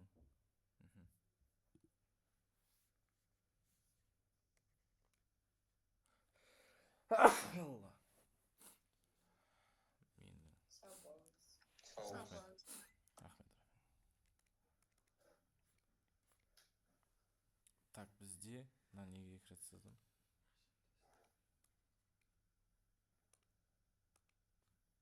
Шартым қойып жіберейін ба? Шарт емес, J-ді бөлек жазып алайық. I мен J-ді, я. Мына жақта I-дікі бізде 0, 1, 2, 3, 4, 5 болады. Яғни бізде I 0-ден, 1-ден, 2-ден, 3-ден, 4-ке дейін бар. J дегеніміз ол I плюс 1. Ең бірінші ситуацияда ол бізде 1-ден, 2-ден, 3-ден, 4-ке дейін барады. Өйткені I плюс 1 ғой. Ол 0 плюс 1 деген сөз. Ең бірінші ситуацияда. I 0 болады. Min дегеніміз тоже 0 болады. J дегеніміз 1-мен басталады, я? Енді бізде не істеген? AJ, минді салыстырған. AJ мен мен салыстырамыз. AJ, минді салыстырамыз. Енді орнына қойып шығамыз. AJ-іміз дегенімізде 1, A-ның біріншісі. Үлкен A 0-ден. Біріншісі 7. Кіші деген сөз ғой, 4. True ма, false па? False. Келесісінде бізде минді тең J-ға деген. Бірақ біз оған не өте алмаймыз ғой, дұрыс па? Өйткені false болып қалды ғой. True болған кезде өтетін едік. И мынау бар бізде. Біз бұна J-дің циклы біткеннен кейін орындалатын нәрсе мынау. Бірақ J-дің циклы әлі біткен жоқ. Так, AI.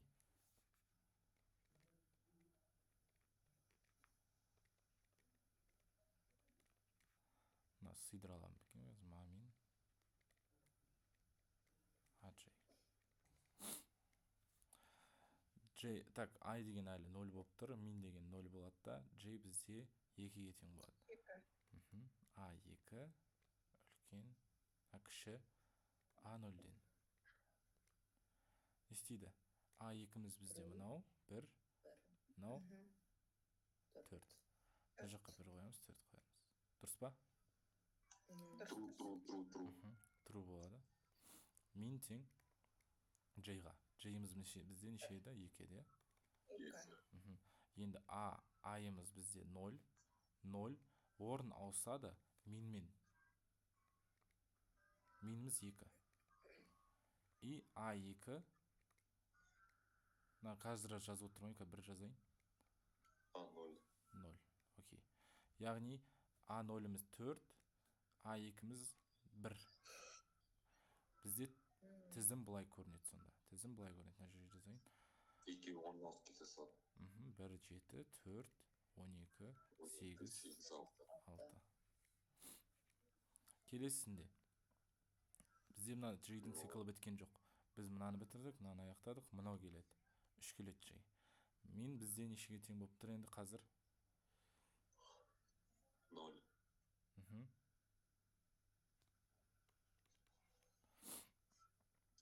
A2 A3 болады, е?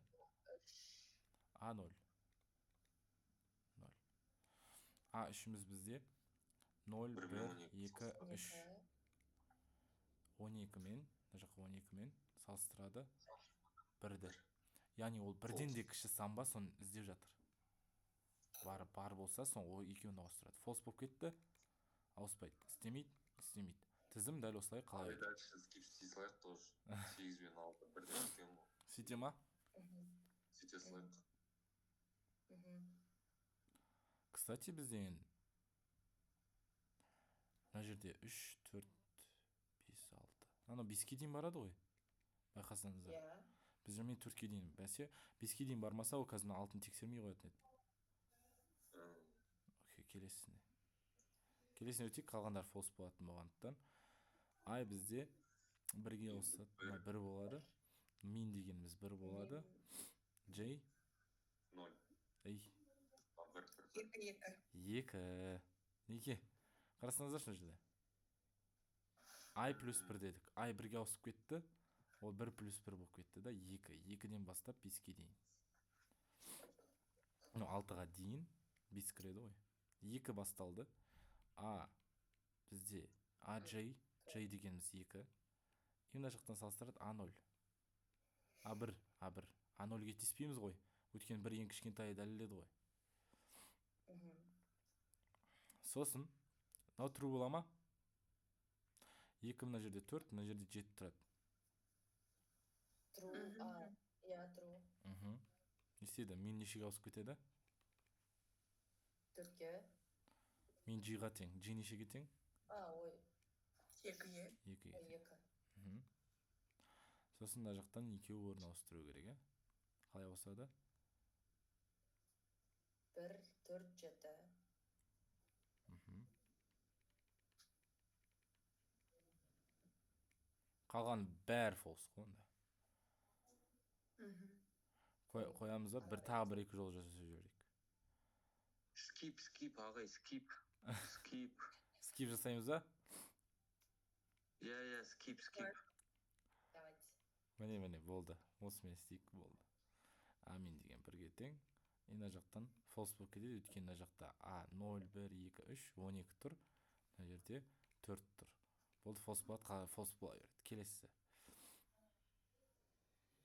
Сіздерге осындай тапсырма беремін, онда тізім берем, и әртүрлі bubble sort мынаумен істе деп. Окей? 2 кетеді. 2 келеді. Мына жақтан ол 2-мен басталмайды енді уже, ару нешемен басталады? 3-пен. 3-пен басталады. 3-пен басталған кезде A 3-ті уже тексереді. A нешемен? 2. 2-мен. A 3-міз 0, 1, 2, 3, 12, 0, 1, 2, 7. Теспейді. Көріндер ма? Уже біз 1-ді таптық жана. Енді 1 мен 4-ті таптық қой. Оларға теспейді уже. Так, false кетті. Мынау 2 болып тұрады да, мына жаққа 4 болып кетеді. A4 A2 0 1 2 3 4 8 A2 7 келмей қалды, иә? False болып кетті. 5 болады. 5 болған кезде A5. Вот, енді қызық болады.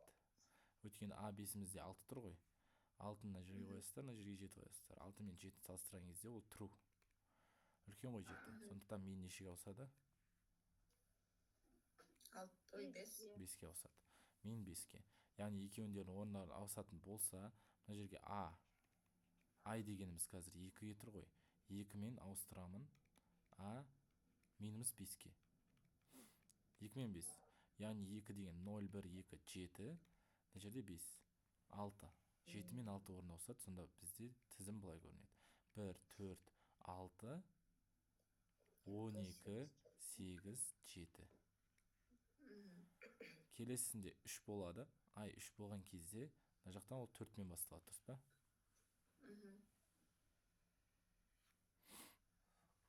A4.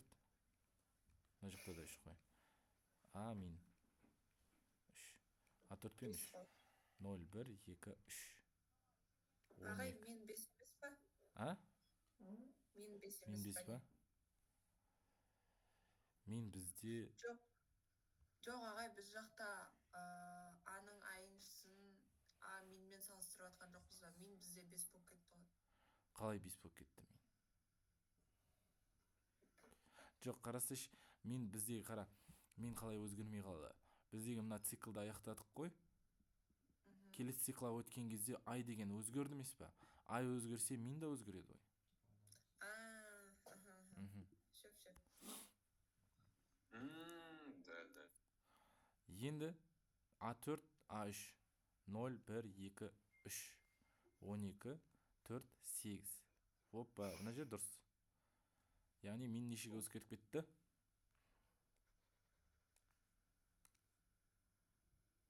Төртке өзгерді ғой. Ей. I деген 3. A мен деген 4-ке өзгеріп кетті, 4. 3 пен 4-ті орнына ауыстырам. Яғни тізім былай көрінеді. 1, 4, 6, 8, 12, 7. Окей? Келесіне 5 болады. 5-те бізде A 5 кіші A 3-тен. A 3-те 0, 1, 2, 3, 8 тұр. Мына жерде A 5-те 7. 7 тұр. 8-бен тексеріп жатырмыз 7-ні. Не істейді? True True. болады да. 2 орын ауысады. 1, 4, 6, 7, 12, 8. Енді мына жақта так 3-тен кейін бізде мынау 0, 1, 2, 3 кетті, уже 4-ке келдік. 4-ке келген кезде 4 дейміз, 4. Мына жақтан 5. жалғыз 5 қана орындала ма? Өткен жа 4-тен басталды, енді 5 болды, арай орындалмайды. Онда A5, A5, A мен 4-тен, A4, A4-тен кіші дейміз. 0, 1, 2, 3, 4, 12. Мына жер неше 8 еді ғой. 8. Рас қой, true ғой. Орын ауысады, сонда бізде 1, 4, 6, 7, 8, 12. Ағай, анда мен неге 4 болып кетті? Мына жерде ма? Иә. Өйткені қарасаңдар, мына шарт орындалу керек, A4, A3. Яғни 12, 8-ден реально үлкен ғой. Мына жер true болды ғой, дұрыс па? Енді мына жақта қарайтын болсақ, шартқа кіргеннен кейін бізді не күтіп тұр? Меннің ауысқаны. Мен G-ға тең болып кетеді. Біз мына жаққа G-ға не деп жаздық? G-ға біз деген 4 деп жаздық. Сол үшін ол мен 4-ке тең болып кетті. Все. Ыңғай сонда G-дағы сан менға тең бола ма? Иә. Просто мына жаққа біз салыстырғанда нешемен салыстырдық? Мына жерге A неше дедік? 4 дедік. Мен дегеніміз 3 болды, иә? Мына жерде 4 тұр деп ойлаңыздар. Мына жерде 3 тұр деп ойлаңыздар. 3 тұр деп ойлаңыздар, мына жақта 4 пен 3-тің сандары бізде как раз сол кезде қандай болды? 8 бен 12 болып кетті. 8 бен 12 болды сол жерде. Мына жерде 8 тұр, мына жерде 12 тұр. Шарт орындалып тұр ғой, дұрыс па? Реально үлкен ғой 12. Сондықтан мына жақта J-да 4 тұр еді ғой, min 4-ке тең болып кетеді да. Сосын мына жаққа как раз сол миннің орнына 4 келіп қалады. Мынаның орнына 4 келіп қалады. А-ның 4-ші элементі деген сөз ғой.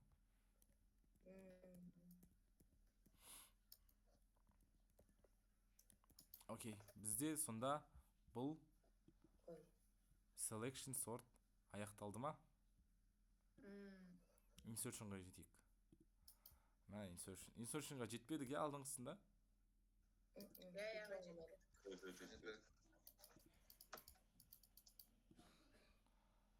Insertion кеймен жүреді ғой қазір. Қарапайым, бірақ тиімді сұрыпты алгоритмдердің бірі. Бұл әдіс карталармен ойнау сияқты жұмыс жасайды. Алгоритм массивтің алғашқы бөлігін сұрыпталған деп санайды, және әр жаңа элементті өз орнына қойып отырады. Мына жерде ешқандай түсініксіз. Не болды? Мен қарап отқан жоқпын мына жерде. Реакциялар. Сулейман ба? Донат жасауға болмай екен мына жерде. TikTok эфирға шығайын ба? Сөйте сойын бір розаға insertion түсіндіремін деші. Розапаңыз роза, лайк деп. Дамиды. Өтіп кетті барледі ау. Негізі идея екен бұл да. Ағай алдында бір адам отырған сол TikTokта ше. Информатикадан ба? Подарка жіберсіңдер, тарихтан тақырып түсіндірем деп ше. Мә, мықты. Білімін ақшаға айналдырып жатыр ма? Сізге идея ағай. Қой құрсын, ондай уақыт жоқ.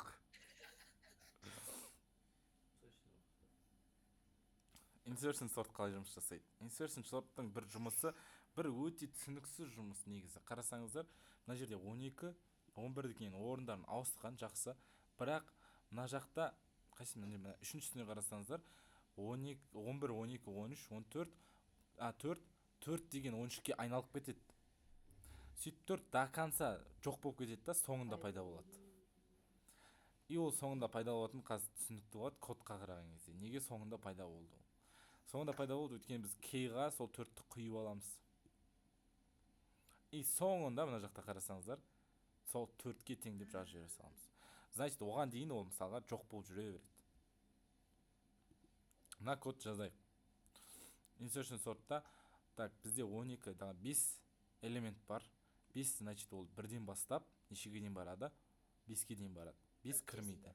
1, 2, 3, 4. Солай ма? 1-ден бастайды. Енді KI, AI дейді. I дегеніміз 1-ге тең ғой. Яғни мына жақта ол 11-ге тең деген сөз ғой. И мына жақта J дегенімізді жаңадан айналдырып алады. Қарасаңыздар, J деген жоқ бізде. Мынадағыдай бізде қайсысы? For I, for J ғой. Selection'де де for I, for J, бірақ бізде insertion'де ондай жоқ. For I, и мына жақта whileмен кетіп қалған. И J-дің мәнін олар каждый раз I-дан -1 қалап отырады. Яғни сіздер жаңа ойладыңыздар ғой. I деген 1-ден басталса, яғни 11-ден басталса, 12-ні тексермейміз ба? 12-ні тексеру үшін J-ді берген. Яғни I дегеніміз 1-ден басталып, 1-ден 1-ді азайтсаң 0, яғни ол J дегеніміз 0-шісі ғой. Міне мына жақта как раз сол кетеді. Енді біріншісі K-ді таныстырып алады. K осы A-ның I-на тең. J дегеніміз I-дан -1 болады да, и while жазып жібереді. Пока біздің J-іміз 0-ден үлкен немесе тең болған кезде, және K-іміз A-J-дан, A-ның J-нан, яғни 0-ойдан A-J үлкен болса, K-дан, онда былай AJ плюс 1 AJ-ға деп ауыстырып жібер дейді. AJ плюс 1-іміз деген мынау. J-іміз 0 ғой. J плюс 1-іміз 11-де тұр ғой. Дұрыс па? Именно AJ-іміз 12. Яғни 12 болып кетеді мынау. Бірақ біз мына жаққа, мына жаққа 11-ді құйып алдық біз бірақ. Сол үшін уайымдамайсыңдар да, 11 мына жерде тұр K-дің ішінде. Сол кезде жоғалтып алмаймыз. И J-1 дейді. Яғни while'ға счетчик керек еді ғой, дұрыс па? while счетчикті істемейді ғой. Мына счетчик бізде каждый раз J-ді азайтып отырады. J бізде 0 еді ғой. Мына жақта бірден бірді азайттық 0 ғой. 0-ден бірді азайтсақ, минус 1. Минус 1. Мына жаққа минус 1-ді қоясың, шарт орындала ма? Жоқ. Орындалмайды да while'дан шығып кетеміз, и как раз мынау істеліп кетеді. Біздің кейіміз қайттан келеді, 11-іміз қайттан келеді. Яғни 11 мен 12 сол кезде орын ауысады. Жақсы, шарт нені жазып қарайық. Сағат неше болды? Мә 15 минут қалды. Insertionға ғана уақыт бар ма сонда бізде? Ағай кей деген анда айнымалы ма? Иә. Кей бір тізімнің какой-то бір элементіне тең болады. Оны біз просто К деп алсақ болады. Иә. К деп алсаңыз болады. Ми бірлерде қаншада басталады? Ми бірлерде 2-де. Где смешение? A тең J, так бізде кетті. Енді біз for i-ға саламыз, иә? For i in range. Бізде for i in range нешеден басталады дедік? 1-ден басталады дедік, иә? 1-ден басталып, len a-ға дейін. И ол жерде не істедік? K-ді теңестіріп алдық. K-іміз неге тең болды? A-ның i-на дұрыс. A-ның i-на тең болды. Сосын J-ді таныстырып алдық. J-іміз ол бізде i минус 1. Сосын біз дедік for жазбадық, while жаздық қой. While J үлкен және тең. үлкен немесе тең. And AJ-іміз Ағай кей емес па? K Отом астындағысында емес па? Кей кіші Кей, иә. ажайдың емес. иә, былай жазсақ та болады, иә. K кіші болады AJ-дан. Сосын шартта не істедік біз? AJ плюс 1 дедік па? AJ плюс 1 тең AJ-ға. Сосын J-ға счетчик бердік, иә? J каждый раз азайып отыру керек. Сосын цикл аяқталғаннан кейін қандай шаруа бердік біз? AJ плюс 1-іміз Тең кейға. тең K-ға. Print A дейік, иә?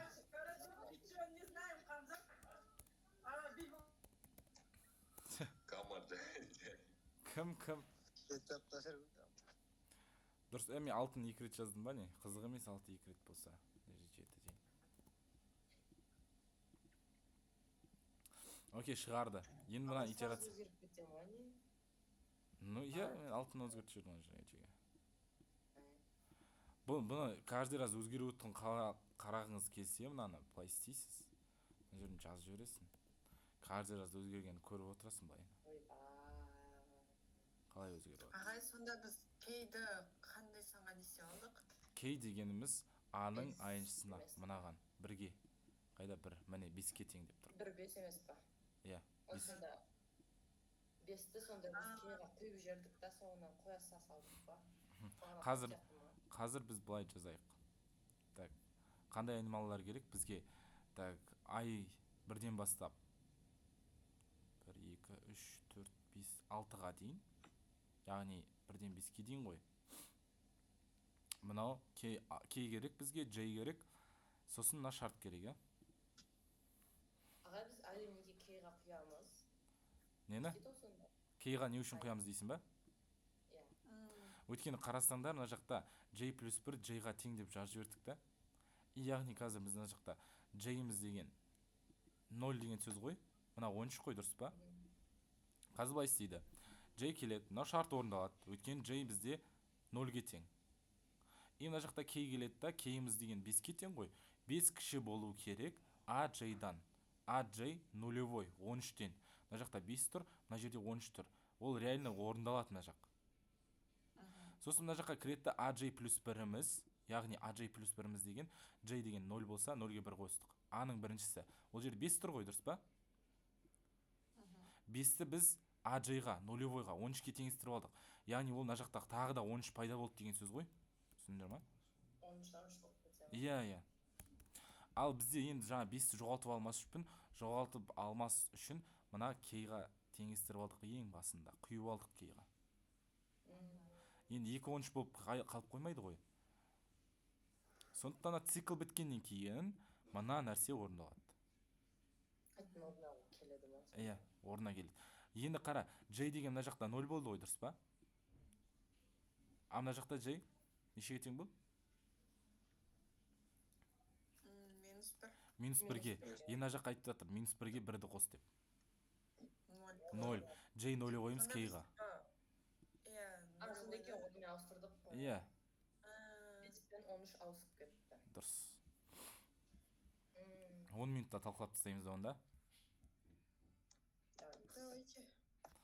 Так, бізде сандар 13, 5, 6, 12, 4, 7. 13, 5, 6, 12, 4, 7. И бізге не керек? Ай керек. Ай дегеніміз 1-ден басталып 2, 3, 4, 5-ке дейін дедік, иә?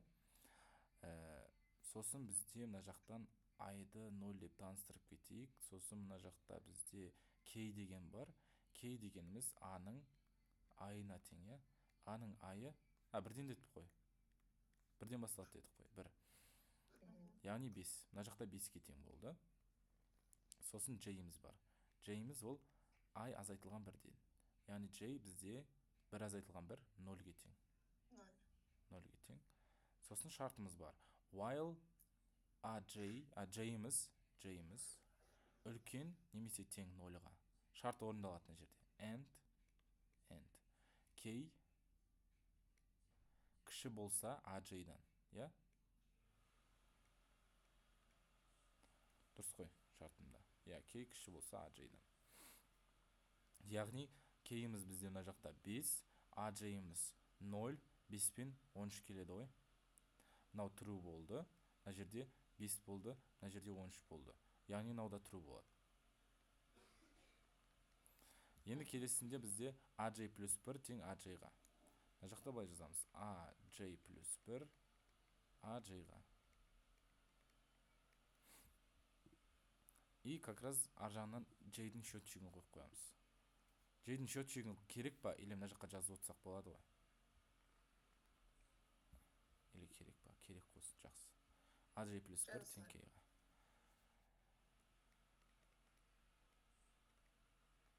Ойбай.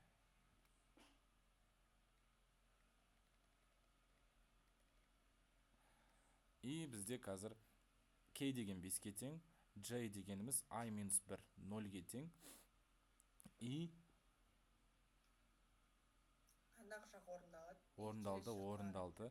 Мына жақта AJ плюс 1-іміз 0-ге 1 қосылдық. Яғни A1-іміз тең AJ-ға, 0-ға.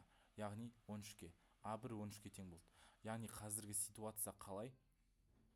Типа 5-ті ауыстырып жіберді 13-ке. Сонда 13 болып қалады ма, ағай? Иә. Енді қарасаңыздар J-1 деген. J-иміз итаки 0, 0-ден -1 азайтамыз, 0-ден 1 азайтамыз, -1 болып қалады, иә? -1 болып қалды. Енді J-1 болса, мына жаққа біз қайттан келсек, орындалмай қалады ғой. Шарт орындалмай қалады, уже мынаны да тексермесең болады. Мына жақта бізде ситуация мынадай. Именно мына жерге дейін. Мына жерге дейін ситуация мынадай. 13, 6, 12, 4, 7. Бірақ біз мына жақта қарасаңыздар, цикл мына жақта -1 болатын болса, -1 мына жаққа келетін болса, шарт орындалмаса, біз while деген цикл жабылады ғой. Жабылғаннан кейін бізде қандай команда күтіп тұр? Мына команда күтіп тұр. AJ плюс 1 тең K-ға деп. Яғни AJ плюс 1-іміз дегеніміз -1-ге 1-ді қосамын деген сөз ғой. Сонда 0-іміз 5-ке тең. Яғни мына жақта 13-ті 5-ке теңестіріп жүрді да, 13. Орнынан ауыстырып жүрді ғой.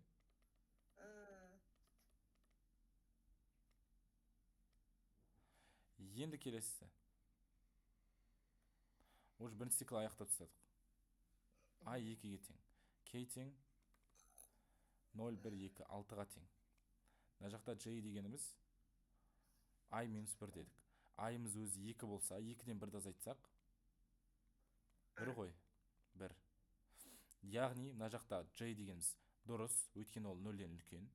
Сосын K дегеніміз, K деген бізде нешеге? 6-ға тең еді ғой. 6 үлкен болсын, кіші болсын AJ-дан. AJ-іміз 1-ге тең болса, ол мына жақта қарайтын болсақ, мына жақта 13, я? 13. 13 үлкен ба? Иә. Шарт орындалды ғой. Шарт орындалса, A1 емес мына жақта уже A2, AJ плюс 1. A1. Жоқ, J дегеніміз 1 ғой. 1-ге қосамыз 1-ді. 2, я? 2. Иә. A2-міз тең 13-ке. Өйткені AJ деп тұр ғой. AJ-іміз J деген 1-ге тең болса, 13 бірінші тұр. 13-ке тең болды. Енді ситуация қандай? Ситуация мынадай. 5, 13, 13, 12, 4, 7 болып тұр қазір. Енді мына жақта J 1-ден азайтады 1-ді. 0 болды ғой. 0. Цикл орындала ма?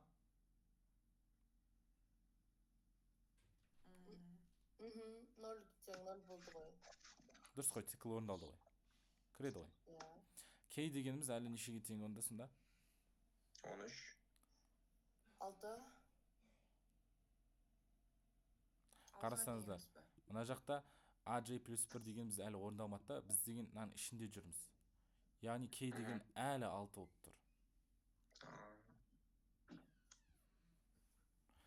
Енді мына жаққа бізде 6-ны қоятын болсақ, 13 дегеніміз неше? AJ. 1. Қайда? 5. 13. Бізде онда орындалмай қалды. Бізде қайттан тексеріліп кетті ғой, орындалмай қалды.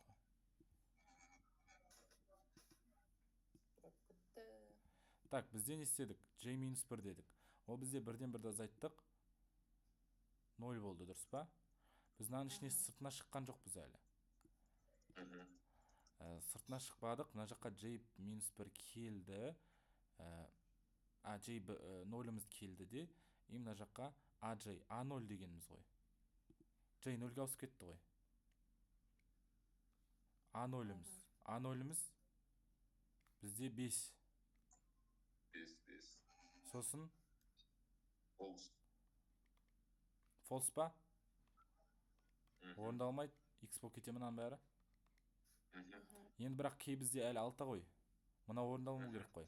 A бізде J 0 болса 0, оған қосамыз 1-ді, я? Міне мына жерде тұр ғой. J 0, 1 қосамыз. Сонда 1. A-ның біріншісі тең K-ға. K-іміз 6. Вот, енді жаңа 6-ны қайтып алып келдік. 5, 6, 10. 2, 4, 7. Яғни K-дің жұмысын түсіндіңіздер ғой, я? Ау?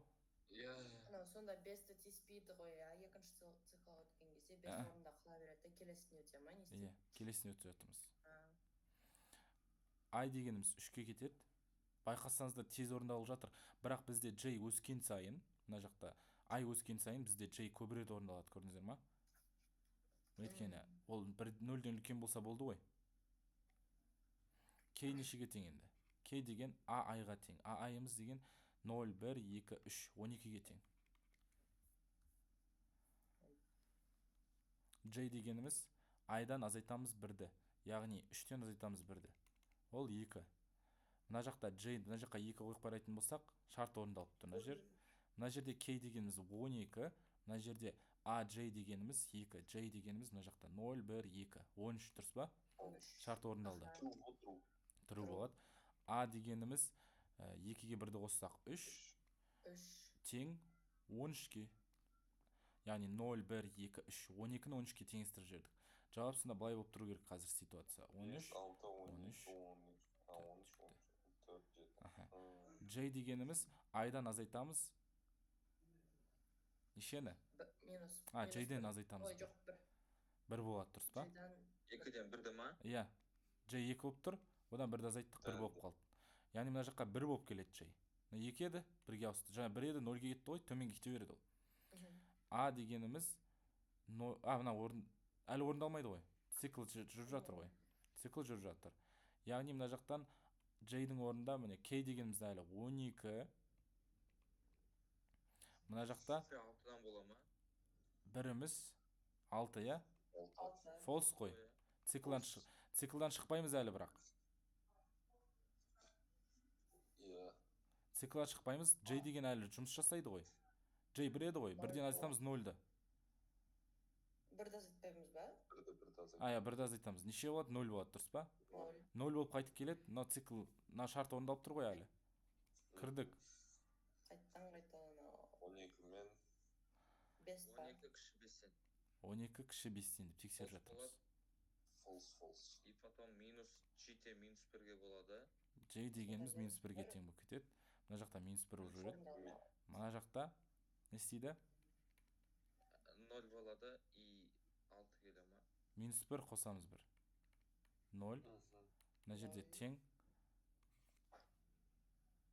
12. Кей 12-ге. А0-ды 12-ге теңестіріп жібердік па біз сонда? Мына жерде қате кетті ғой. K 12 болды ма бізде? Иә.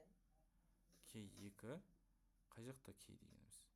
Біз мына жақта мына орындалған кезде дұрыс қой, циклға шықтық, 1 болды, 1-ден минус 1-ді азайттық, 0 болды, 0 келдік. А 0-іміз деген мына жақта 5-ке тең. K-іміз әлі 12-ге тең. 12 мен 13-ті ауыстырдық. Мына жақта бізде K, мына жақта 12 тұр ғой. Бізде жауап сонда мынау деген K дегеніміз орындалмай қалды ғой. Аға енді информатикада андай жоқ па? Типа, G-да ана жақта минустың өзі тұр ғой. Қайсыда? Біз не істеп жатырмыз? 1-ден минус 1-ді азайтып жатырмық па? Или просто 1-ді ма? 1-ді. Ой, онда болмай қалады. Мына жақта бізде 13 болды. Яғни біз деген 0, 1, 2. 2 ғой мына жерде. Осыны 2-ні мына жерде А2 тең 12-ге деп айту керек біз негізі. Бірақ мына жақта бізде 1 шығып кетті. Мына орындалған кезде циклдан кейін оқушылар біз мына жақта циклға кіре алмай қалдық қой. Біз ары қарай нағып кіріп кеттік. Мына жақта мынау біреу, мына AND тұр ғой. OR тұрса кіре беретін едік. AND тұр ғой. Сондықтан ол J плюс 1 плюс 1 деген сөз ғой мынау. Ай алла. Иә, ана соңғы екеуі не істемейді, кірмейді. Вообще айым. Мыналар орындалмай қалады. Яғни J 1 маз дәл солай қалып қояды ол. Мынау да орындалмайды. Өйткені false қой. Мынау да false. Неғып дальше істеліп отыр деп қоямын. Ой, Манел айтпайсың ба біз деген жынды отырық қой бір-бірімізден. Қайсысы бегарс па деп бір-бірімізді іздеп отырық қой. Өйткені біз деген шартқа whileға кіре алмай қалатын болсақ, аналар J деген азая бермейді ғой. Сондықтан так J 1 плюс 1 болады. 1 ғой мына J. 1-ге 1-ді қостық. Ару, жай, ару. Мен ғана емес қой. Бәрі жүріп жатыр ғой. 12. Енді жауап сонда 5, 6, 12, 13, 7. Келесінде, сағат неше болды оқушылар? 2-ден 6 кетті. Мә, ар жақта мейбірлер шулап атқан шығар. Күте тұрады ағай, нормально. А4. 4-іміз 0, 1, 2, 3, 4. 4-ке тең K, иә? Вот, осы жерде нені 4-ті сүйреп жүреміз. J дегеніміз 4-тен азайтамыз 1-ді. 3. Мына жақ дұрыс. Мына жерде қоямыз. K дегеніміз 4, 4-тен сірә үлкен ғой мұнан бәрі. Қарасаңыздар. Енді біз каждый раз сөйтіп ауыстырып отырамыз. А J плюс 1, J плюс 1, 3 плюс 1, A4 тең AJ-ға. AJ-иміз деген 3-ке. 3 дегеніміз 0, 1, 2, 3. A4, мұна 13, 13 болып өзгеріп кетеді. Мұна 13, 13 болып өзгеріп кетеді. 4 жоқ болып кетті. Бірақ кейда тұр ол. J тең нешеге тең болып кетеді? 3 еді. 3 жазытамыз 1-ді, 2-ге тең болып кетті. Дұрыс. Мына жақта 4. K дегеніміз әлі 4. 4 кіші 4 кіші 12-ден ба? 12. 12-ден. True. True болады. A4-тен 12 бола ма? A4 түсінесіз? A, J плюс 1, 2, 3 тең 12-ге. Яғни мына жерде 13, 13 тұреді. Мына 13-ті 12-ге теңестіріп жатырмыз ғой. Сонда ситуация мынадай ғой. Сюр дей ма? 12, 12, 13, 7. 4 жоқ болып кетті. Енді мына жақта так, J деген 1-ге ауысып кетеді. Мынау дұрыс болады. Мына жақтан неше келеді? 4 4 6-дан. 4 кіші 6-дан. Аха, true болады. Яғни мына жақта A дегеніміз A2 тең 6. A2 6-ға. Яғни мына жақта 12 6-ға тең болып кетті. 2 6 пайда болды ғой мына жерде. J-тен 0-ге бола ма? Сосын мына жақта 0 болып келеді да, 0 болған кезде мына жақта 4 True. 4 кіші 5-тен. true болады да. Мына жақта бізде A біріміз 1 тең 5-ге. Тең 5-ге. 5-ке. Мына жақтағы 2 6-ның мына біреуі 5-ке тең болып кетті. 5 болып қалды. 5, 5, 6, 12 болып қалды ма? 5, 5, 6, 12, 13, 7. Енді мына жақта J дегеніміз 0 еді ғой. 0-ден 1-ді азайтамыз. Минус 1. Шартқа кіре алмай қаламыз. J деген минус 1 болып қалып қойды.